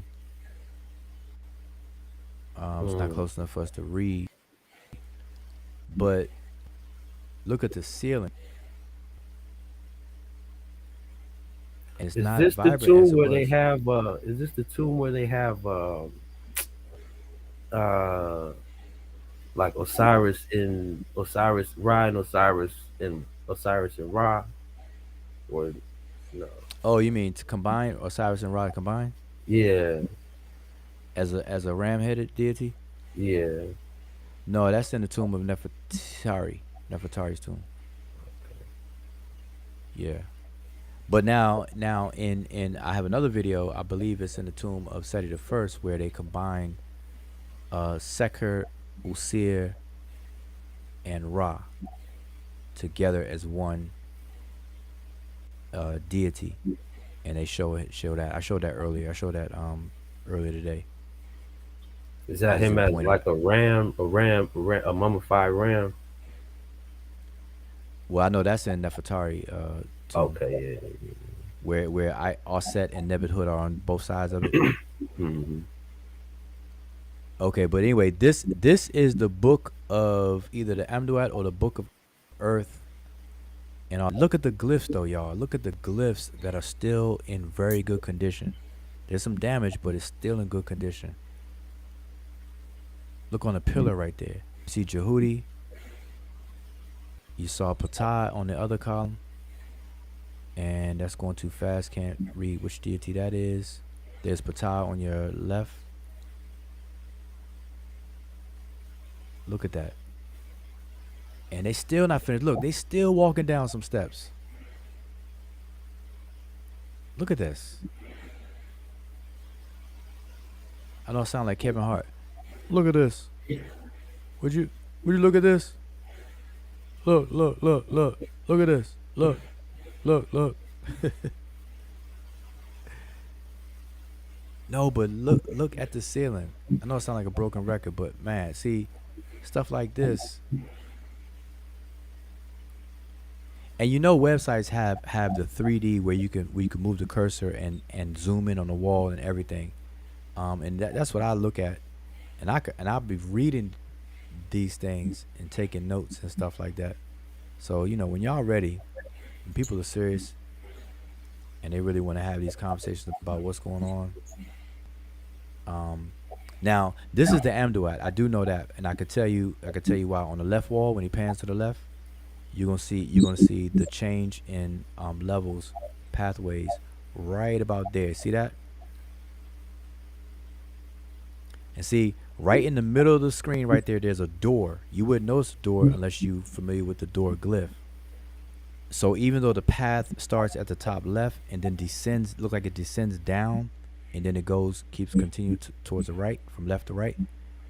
There's a section that descends down, and there's a door right there. That yellow, look like an old Western door that you walking through a bar in Western movies, where the doors flap. That's what a door is. And these are passing different stages in the duat. I'm gonna let it play. I want y'all to see the when they go down the next step, next set of steps. This is still the same tomb, y'all. This is not. It was a tomb of two kings.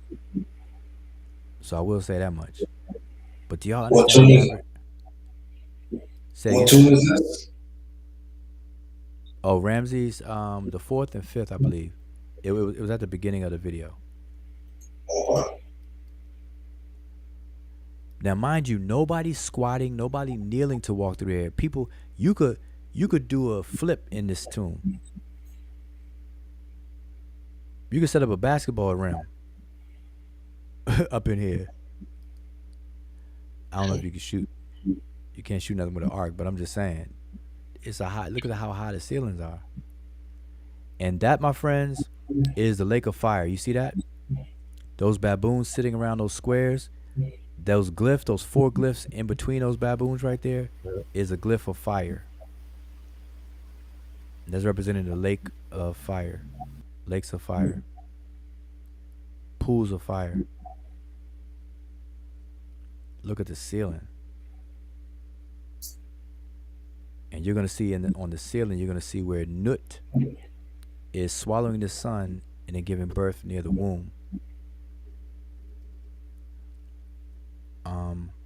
I will forward. I'm not trying to take too much time. Oh, we coming to the end. Now this room right here is the famous room. A lot of people have pictures from this room right here that they're walking into right now.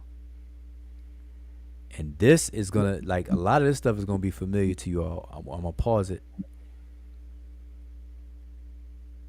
See, look at that. Y'all see that right there? Pause it right there. You see that? You see the female figure standing on the shoulder and head of another figure with their arms up, right in the middle. Too. Yeah. And we talked about the so-called the Big Bang Theory. And when we had the conversation about the Big Bang Theory, we showed this. This is the Book of Earth, by the way. That's with the birthing of the stars. Yes, the birthing of the stars and the hours. And it's very interesting. Y'all got to go back to that video because I don't want to rehash it now. But go back to that video. Y'all can't see my cursor, but we pointed out the gap, this V shape in the gap, and what that was entail, what does that meant, and everything. We went over that. And then look at the ceiling. You see Nut's body, but it's two. Notice that the sun disk. You see the sun disk going equidistance within one body, and then just stars in the other body. All right, and you can see that's a female at both ends with the arm stretched down. See, you see the head of both females and the arm stretched touching. So the feet and hands touch the surface, but their bodies are suspended. And so one is the nighttime sky, the other one is the day sky. And she swallows the sun. You see the sun next to the mouth, and then it travels down her body, and she gives birth out the womb on the other end. Definitely all astronomical information on that ceiling. And look at that wall back there. Can you just imagine seeing that for the first time ever? As a group of people, man, you gonna go back to your all right, that's the end. You go back to your people and just totally try to explain that. But anyway, that's that. I just wanted to share that. Anything else? What time is it? Oh, we got 2 minutes, y'all.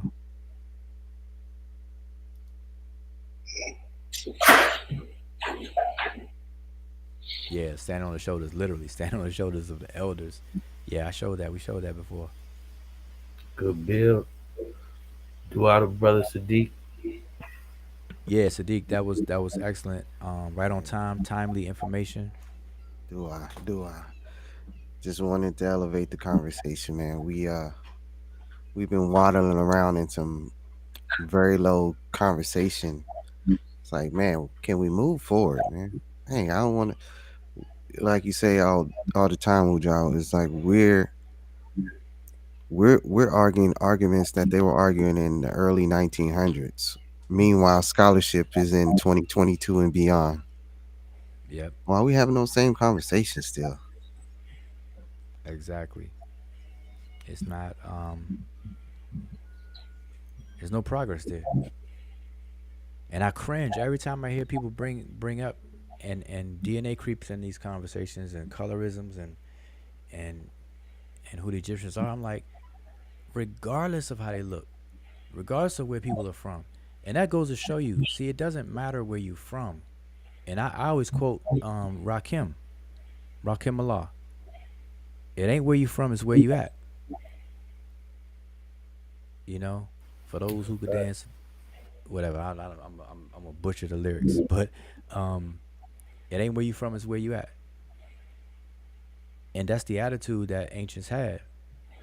That wherever you from, if you pledge loyalty to the rights and customs and benefits of a society, and you will go through the length of assimilation, you become that. And the opposite is true. If you dismiss or disavow, disown the cultural items and elements that you grew up in for something else, then you are no longer them. That's real. It doesn't matter your skin color and all that stuff. And I'm gonna tell you, on the continent today, not all communities obviously, but some communities, they are what do you call it? They appreciate and are flattered by people who want to become them. They're like, oh, for real? Like, all right, learn our language, learn this, learn that, become initiated. Yeah, We'll because we'll people take you through don't the process. understand it happens all the time. Like understanding diversity and blackness is also understanding that a Yoruba person can have a child with a Khan person, and that child is still mixed. You know what I mean? It's still a mixed reality. You know, um, there are different ways that people create identity, especially on the continent. Right. Yep. There's a brother, Unc, that is in the classes, and he explained his personal situation. It's a very interesting story. He his mother and father are from two different tribes, but he was reared on his mother's side. And when he went to his father's clan and tribes and stuff, they didn't accept him as Mm-hmm. one of them. It happens. And it wasn't until he got initiated into their ways that they accepted him as one of them. Then he became a full fledged, um, instead of biracial, bi-tribal. If we could coin that word, bi-tribal, Right. bi-ethnic, or whatever. And that's just it. But anyway, listen, y'all. Want to close it down, but I really appreciate everybody tuning in, and appreciate Siddeeq for bringing that to the forefront, and everybody who came on the panel and the chat. Shout out to Art of Official Records, Boom, Christopher Withers, Ciante. Yeah, everybody said Rakim. Yep, it ain't where you from; it's where you at. I mean, think about it. It is, and not like the present. Where you from can inform you, but it's about where you at. Let's see. Anything else? I'm gonna make sure I'm not missing anything in the chat. I'm just scrolling up real fast. What is this right here? It says the Jed represents stability and durability. It is associated with the Netcher Wasir and represents his backbone. Wasir, the ancestral father of humanity, is the father of Heru and the husband of Aset. All of that is true. But now let me add a little nugget onto that. That the Jed is vertical stability. All right, don't forget that vertical stability. The horizontal stability is the word min. It's like a game board piece. Min is a word for stability, and Jed means stability. Both of them mean stability, but one is more of a horizontal stability of bracing and stabilizing something horizontally, and Jed is a pillar that supports and stabilizes things vertically. All right, so you could lay on men and lean on Jed. Just look at it that way. Lay on men, lean on Jed. Um, Make sure there's anything else. What else is going on? Um, Shout out to Mika. Yeah, that was interesting, Aziz. Though, yeah, I'm looking forward to anything more you elaborate on that about the Brer Rabbit or Elmer Fudd and Bugs Bunny. That's cool. Do I say well? Yeah, I Um, got a whole series coming, man. okay, yeah, I look forward to that. Anything else? Anything else? Um, Nah, I guess everybody's chilling. It's late too. All right, so we're gonna get up out of here, and y'all listen. I'm gonna do my best to kind of have those like lunch or early, or I guess late afternoon, because usually I might take a break from my work. I might go live just to kind of have a Kemet and Chill series. People want to kick it, ask questions, or learn something. We can go over some stuff. We can go over some text, some points, and stuff like that. So, but make sure you subscribe. Make sure you thumb up the video. Make sure you get notified because we pop up on a in the afternoon, late at night, like this. And we're notorious for the late ones though. I'll pop up even 1 in the morning, and I tell you how to make how to build a sun, a star. Hey Sean, If Sean, if you're still in the chat, we're gonna do a drive by, late drive by, where you're gonna explain exactly how the Dogon knew about Sirius A, B, C, D, E, and G. All right, you're gonna break it down, and people better just be ready for it. Break it down. The Dogon saw Sirius G. You know, I know Sean been getting a hard time about that serious conversation. This that serious A and B with the Dogon conversation. I don't even touch that. Nope. No sir. You want to talk about serious? I'm talking about from an Egyptian perspective. Sopdet, and how the sighting of Sopdet, the hieroglyphical rising of Sopdet, initiated the flood of the Nile. This is as far as you're gonna get me to go. All that other stuff. Nope. So weak, for real. No sir. No Yeah, sir. that was a You know hot what topic. trips me out about? And see, this is how I never get off this thing when I say I'm gonna get off, cause I'll say something that remind me of something else, something else, something else. But real quick though, um, star constellations, right? Everything that we call a star, and this is a good example of like perception and then labeling and how it crystallizes in our psyche, right? Every star constellation that we have a name for, like Aries, Pisces, Virgo, Sagittarius, and Leo and whatever, all those things, right? They have a star formation counterpart. And when you look up in the sky and look at the constellations, we only associate a pattern because of our vantage point from Earth. And when we look at the sky, that's how it looks. But the stars in any given one constellation, those stars are light years from each other. You know what I'm saying? Like those stars are not grouped together in any closeness in any form or fashion. Like for example, Orion's belt, or Orion, the constellation of Orion, period. But the three stars, the famous stars in the belt, just look up the astronomical distance of each of those stars. Was it Alnilam, Mentaka, and I used to know the names of those stars.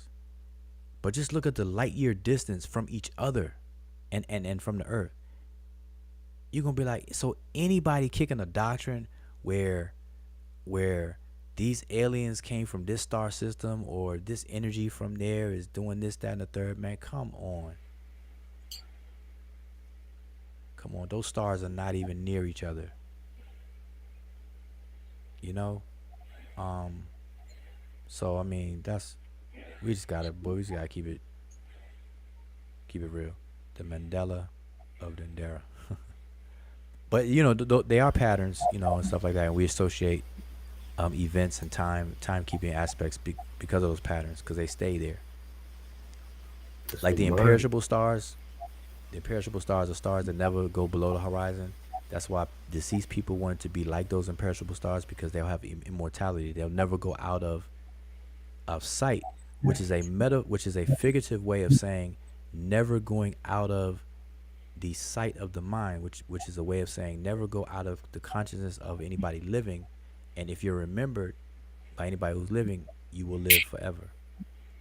And so, like the stars are never dipped below the horizon, a person's identity never wants to go out of sight or under the horizon in the mind of people.